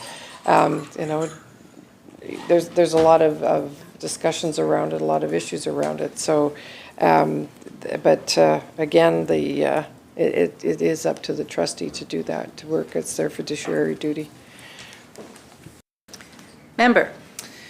Thank you, Chair, and thank you to the Minister for the answer. I would just ask for some, latitude on my description, and I agree that it's not BCFSA that's going after these individual employers directly, but it's the trustee that is being, that is doing that work. And is doing those, or taking those initiatives like lawsuits against many of these companies and collections against many of these companies. But what's happening is that, these individuals and these employers don't see that as the trustee. They see that as, because the trustee is then telling these employers that it's because of BCFSA that they're having to do these things. So forgive me if I missed that that point or that perspective, but I'm really not here to look at that aspect. I'm trying to find a way forward. The Minister is absolutely correct in that we canvassed this first in Ministry of Forests, then we canvassed it because the Minister of Forests at that time, nudge, nudge, wink, wink, was told us to go and talk to the Ministry of Finance, who is different than this Minister of Finance at that time.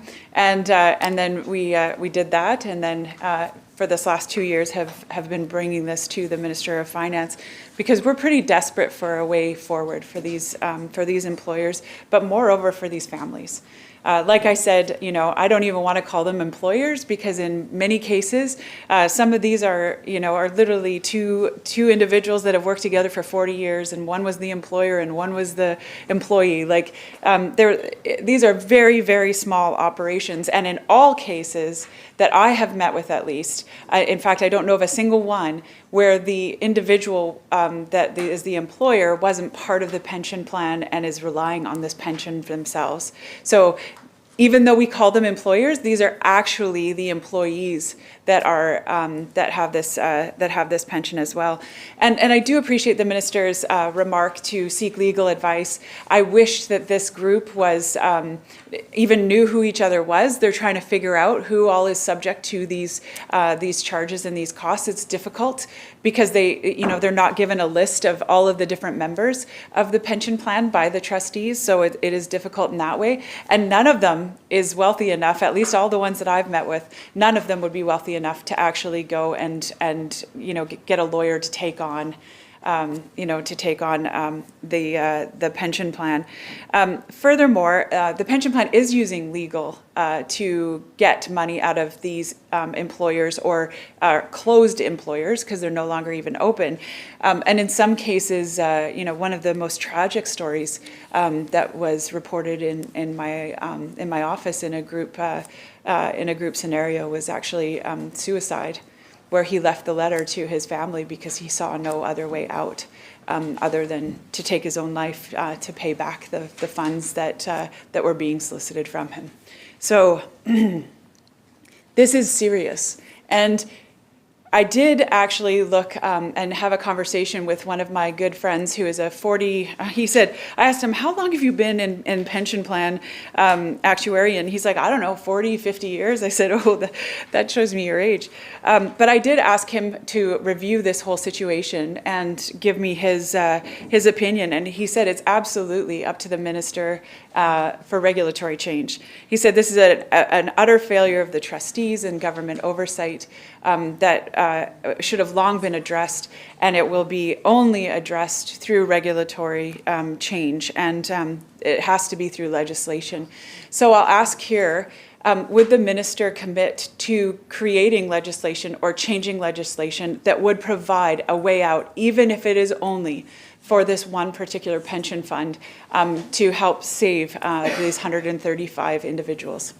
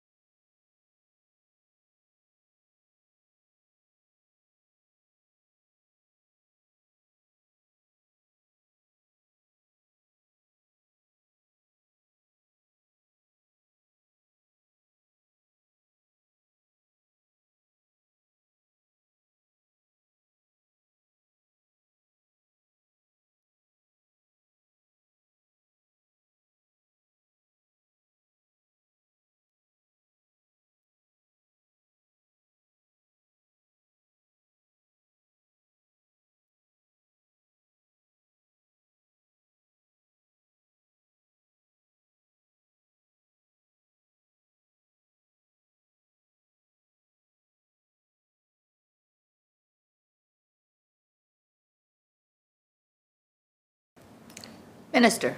Thank you, Chair. And so I'm well aware that changes in this sector have been difficult for the sector, have been through it as a former minister, but also know how, difficult it's been for a number of years. And I want to make sure the members aware that the ministry has been helping employers, with other issues and when things are difficult, providing options for things like stumpage but like payment plans, things like that to help people because they recognize that it's been tough.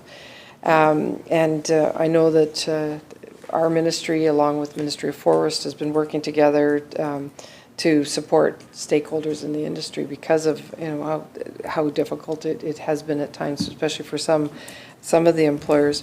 But we also know that the BCFSA has been working with the plan for many years to help them to address these funding challenges. Since 2016, several requests by the trustees for funding relief have come in, within the constraints of the Act, and they have been granted. In February 2021, BCFSA determined that continued funding relief wouldn't address the plan's long-term funding issues and asked the trustees to develop a strategy to address those issues. So to achieve long-term sustainability of the plan, the trustees decided to start the legislative wind-up process, and it's needed to settle all orphan, as they're called, orphan members' defined benefit entitlements. And the first step was to formally issue demands for terminated employees to provide the funding for the to fund the plan.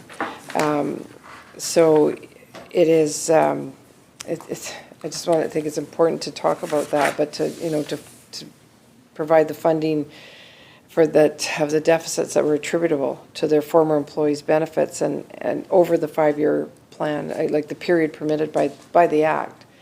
So we know the trustee is required to present a new funding plan and to BCFSA, and they should have that presented by June, we hope, of this year. And BCFSA will look at that plan and consider any options that are available that they can do under the existing regulations and legislation, like under the existing regulatory framework. So we're waiting for that plan, and the BCFSA will work with the trustee at that time. Member.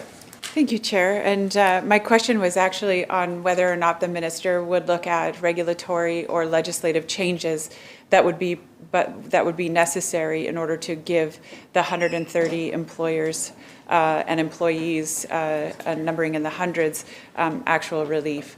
So I understand everything that the minister just said, but that actually talks about a system in which, and I know the minister was careful in a previous answer to give me a separation between what BCFSA and what the trustee was asking for from and who they were asking for it from. But the way that the minister just portrayed it there, it sounds like BCFSA is in agreement with the trustees' demand letters on all of the orphaned or terminated employers, and if it's not, then will BCFSA suggest regulatory or legislative changes, and would the minister consider those moving forward?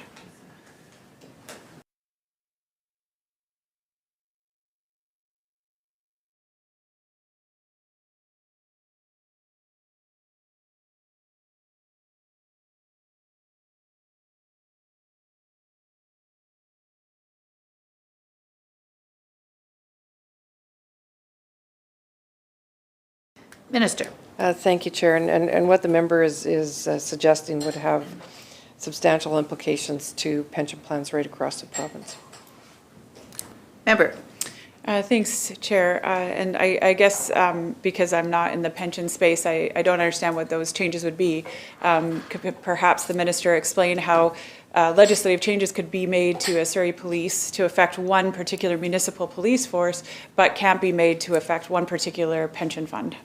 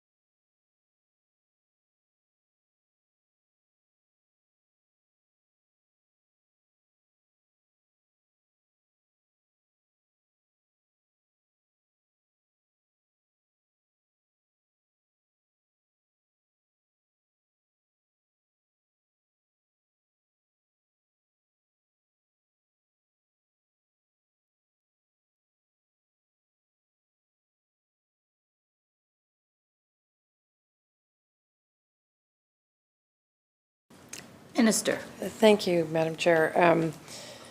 The PBSA is intended to protect pensioners. The changes that the member is proposing would likely protect employers, but it would be at the expense of pensioners, and those would be pensioners right across the province.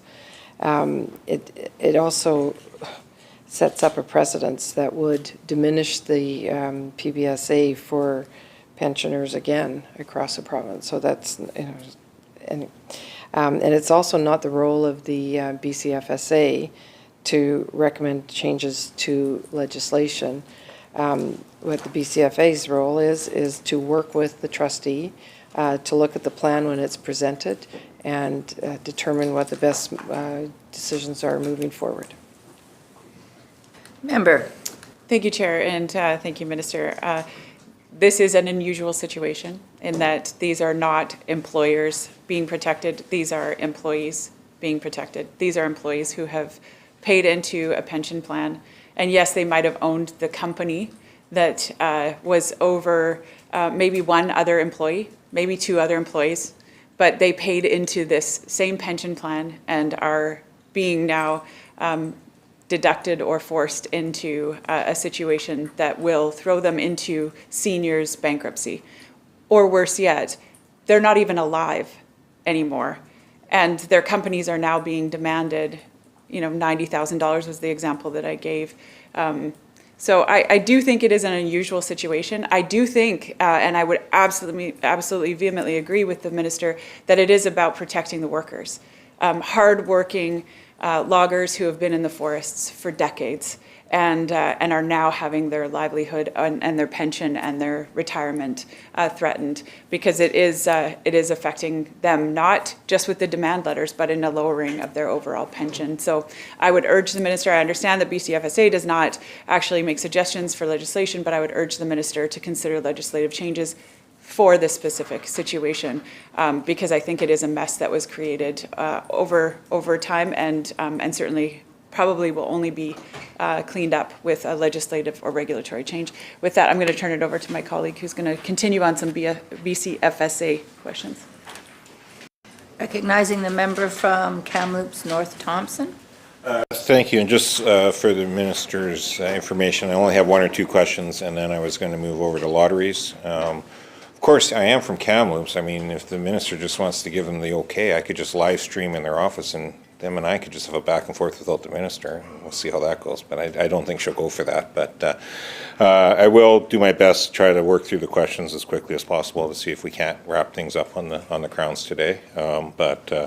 Anyways, so in terms of the BCREA, they're saying that the 3-day cooling off period is holding up home deals. It's allowing investors to bid on multiple properties.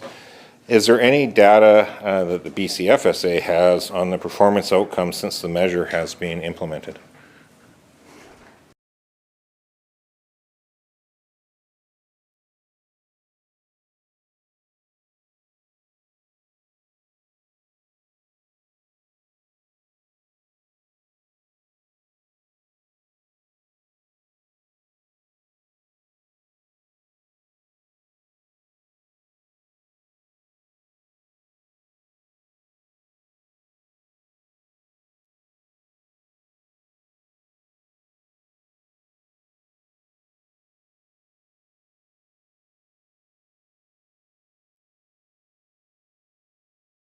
Minister. Thank you, Chair. So we only have preliminary data on home buyer utilization of the HPP, and that's based on brokerage surveys done between February 19th to March 18th of 2023.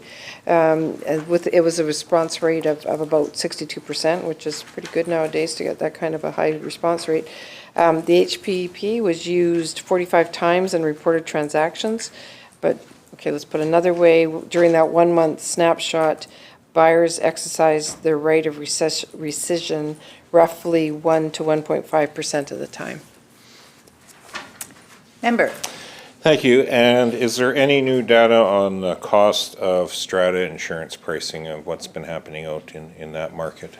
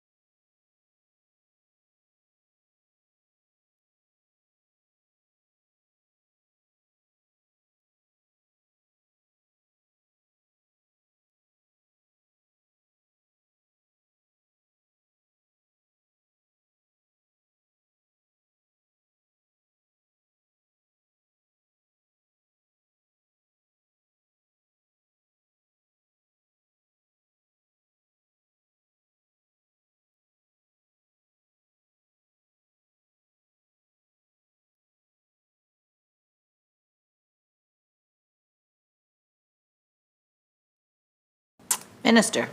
Thank you, Chair. So the last time that the BCFSA did reached out to stakeholders, they found that the data showed that the costs had stabilized, but the Ministry of Finance staff also continue to work with BCFSA and the insurance industry to determine if if they need to keep an eye on it, and BCFSA will, if they feel that if things are changing, they'll look at it again, but at this time they're stable.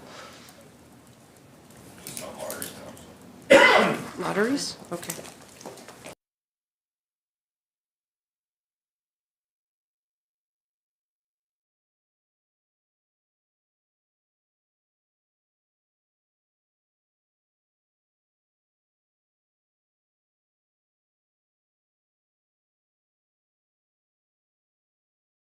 Okay. We'll just have a very brief recess while, staff are here. We won't bother with recess then.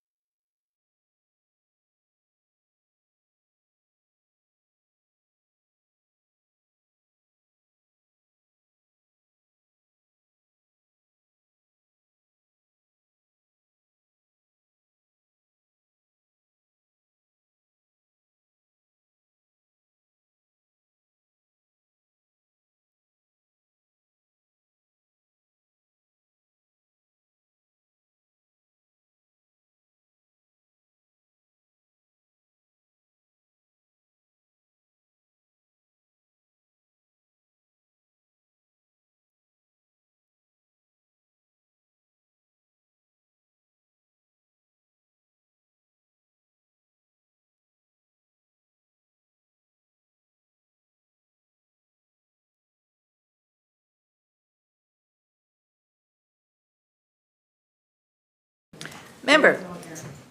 Thank you. So, in the interest of time, recognizing we're coming up on the clock a little bit, I'll try to keep things as succinct as possible for once. In terms of lotteries, and before we started, the minister said, the head office isn't moving out of Kamloops, and it's always a kind of a running thing because we're very protective of the head office being in Kamloops and a number of executives located in Kamloops and things of that nature. But to that end, there was a plan. It was starting when the Premier was the minister responsible. It got killed, and that was around a new head office being built in Kamloops to better modernize. It's an old building that was literally a Woodward's that has been renovated and renovated and renovated. There's parts of it that would remind you of a Soviet-era bunker in terms of the concrete and things of that nature. That frankly got shelved for political reasons, it was felt. Then COVID hit and there was a little bit more of remote working and things kind of calmed down. My understanding is that there is actually a plan within BCLC for a rebuilt new structure in Kamloops, but it's been shelved yet again to await to see what happens in the election. Is there actually plans underway for the new building in Kamloops, or is it just another pipe dream?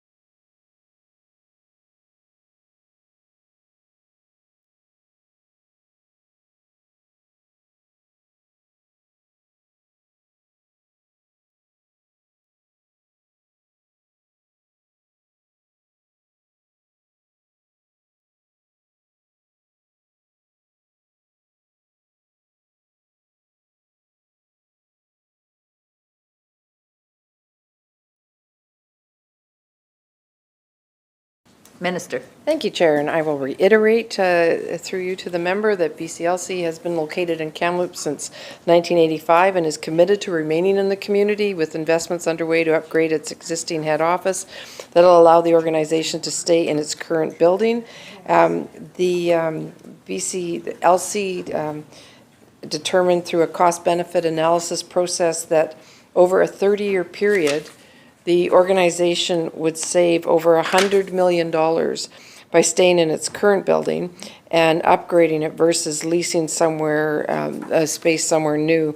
So the BCLC is undertaking work to upgrade the Kamloops office, which is required to meet safety standards, address systems that are at or near end of life, like HVAC systems, things like that, and address Clean BC targets. The estimated cost of potential upgrades involving the building's exterior envelope, fire system, parquet deck, and membrane, and improvements to energy efficiency through the addition of an on-site geothermal field equipment and mechanical room is approximately $30 million. These upgrades will be funded from planned capital and operational budgets. They've also been addressing deferred maintenance work, including repairing the parquet deck cracks, membranes and roofing materials, and upgrades to the fire system and emergency wayfinding requirements.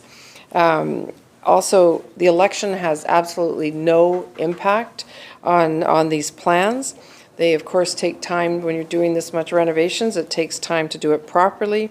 And again, as I said, that cost-benefit analysis shows that it saves money over the long term to actually do these renovations, to stay in the same building, as opposed to a brand-new one. Member. Well, thank you. Well, the business plan for the previous new building actually showed it was more cost-effective as well, too, and then for political reasons, it got shelved. So, and now we're stuck with the same old building, it sounds like. In the interest of time, I'll move on, though. Been hearing from a lot of casino operators concerns around some of the rule changes over the last while. It's impacting their bottom line. BC Lotteries is also struggling with their own revenue lines in terms of that. I'm at a loss, you know, when you see a drop of in that 100 million range. That's significant drops, but there doesn't seem to be an impetus to course correct and change that. And so to again, if this was, you know, a restaurant chain or a private sector or anything, you wouldn't be staring at a revenue decrease without some substantive type changes to try to address those issues. When your main business partner on the physical gaming side is also showing a loss to their revenues based on changes to some of the regulatory changes around IDs and things of that nature. What is the intention of the government moving forward to make any of the necessary changes to try to stabilize back that revenue loss, both within the casinos but within BCLC itself, that ultimately impacts communities as well as operators?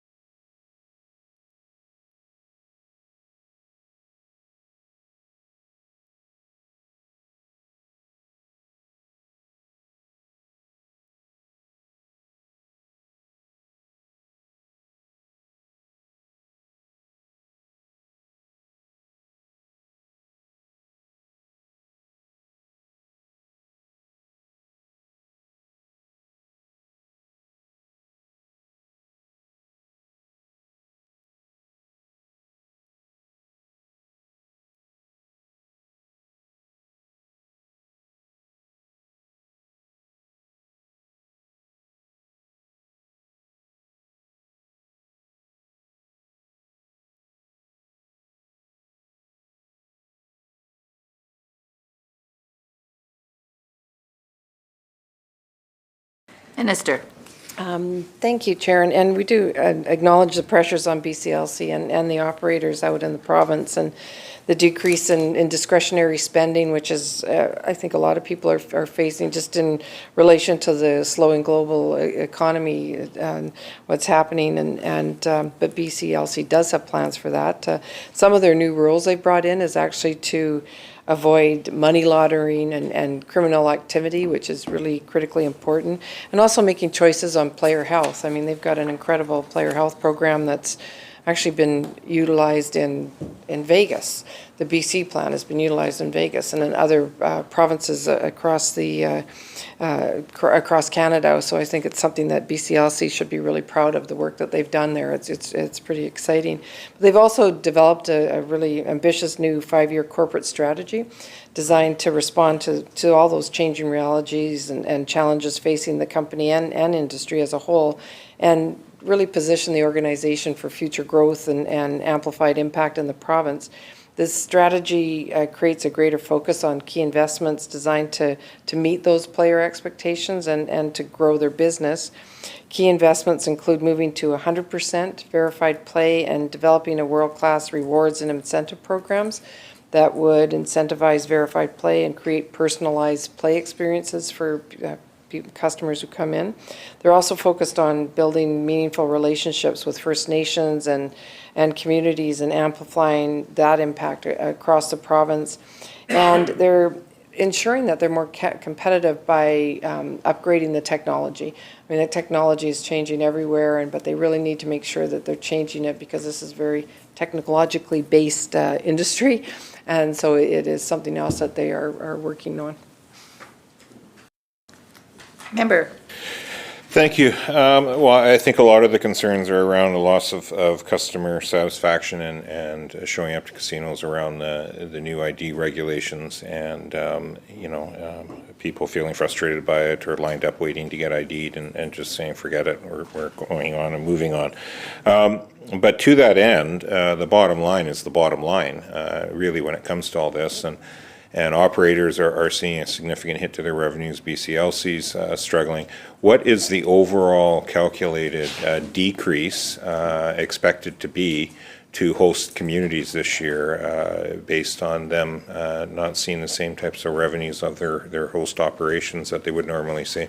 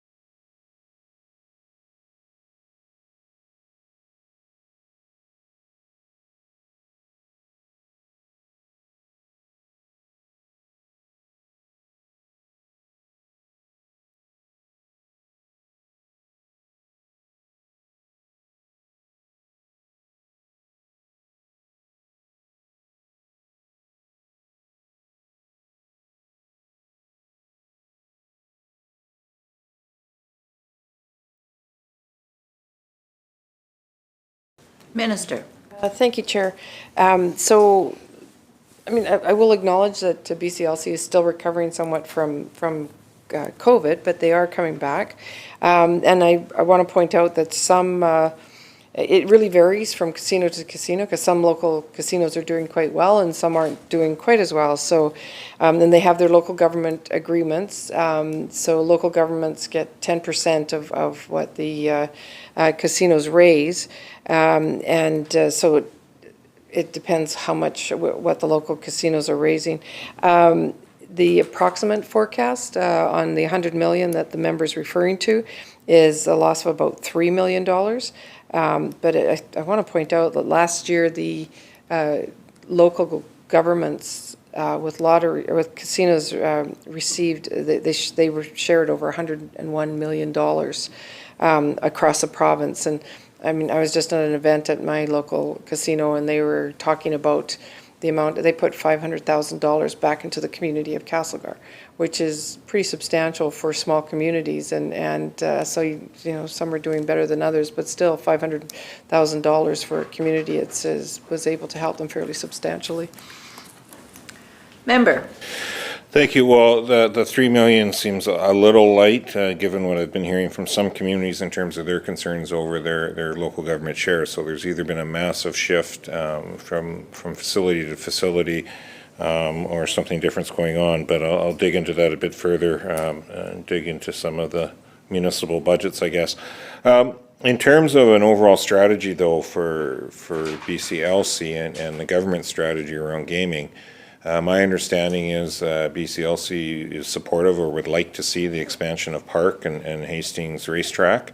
Is that part of an overall concerted expansion of gaming across the province, recognizing that municipalities have a say into the expansion, but is it more of a government approach to try to significantly expand gaming across the province, and talk to municipalities about that on a location by location basis?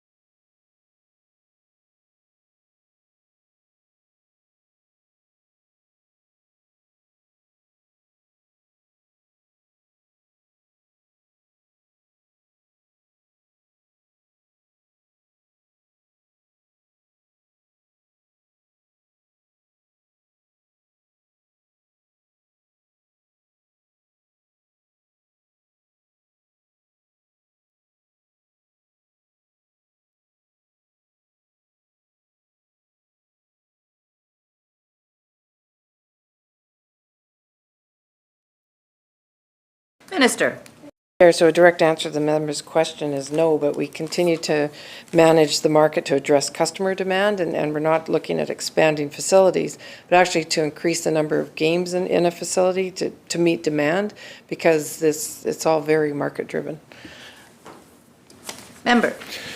Thank you. There was an article yesterday, the day before, around the cyber attack that London Drugs experienced over the last several days.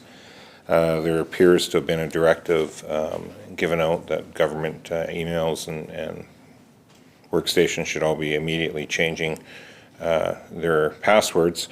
I would note that I still haven't got one of those emails, so we'll see what happens there. But anyway, in terms of BCLC, has there been any steps taken internally, system-wide, to respond to the possible cyber attack threat that apparently is out there, to the point that the government's worried enough to send a directive internally to their own government operations, recognizing BCLC operates somewhat outside of government, but pretty sensitive information. Obviously, you want the integrity of gaming, everything else. If London Drugs can get hacked, or who knows what it is, if it's a cyber ransom or what, but to the level they have, taking that type of a hit to their business, what steps in the backdrop of that have changed over the last few days within BCLC?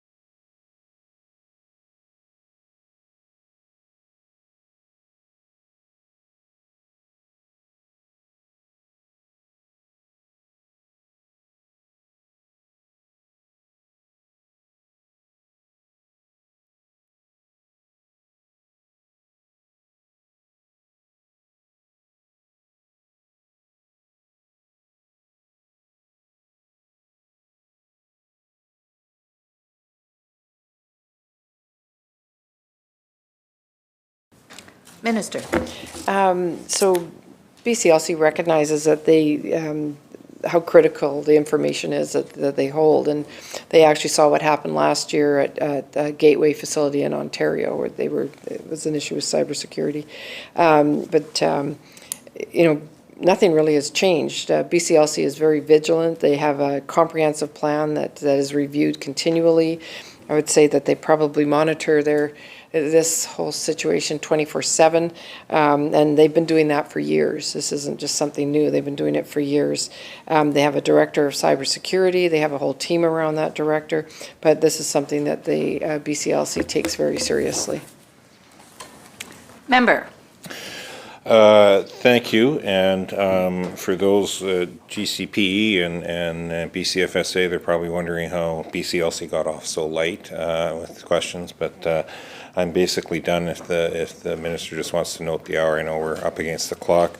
The simple answer is I actually went junior high and high school with Pat, so I'll give him the home field break, and those others should have gone to school with me, I guess. But yeah, I appreciate the time today with the crowns, and pretty much have covered off the major pieces I needed to today anyway, so we might as well just call her there and come back on Monday and finish things up. So. Recognizing the minister. Thank you, and I just want to correct the record. During the GCPE questions, I was asked the cost of the most recent omnibus poll. The answer given that I gave the member was $24,000, but it should have been $42,000. I guess that's my latent dyslexia. Sorry about that.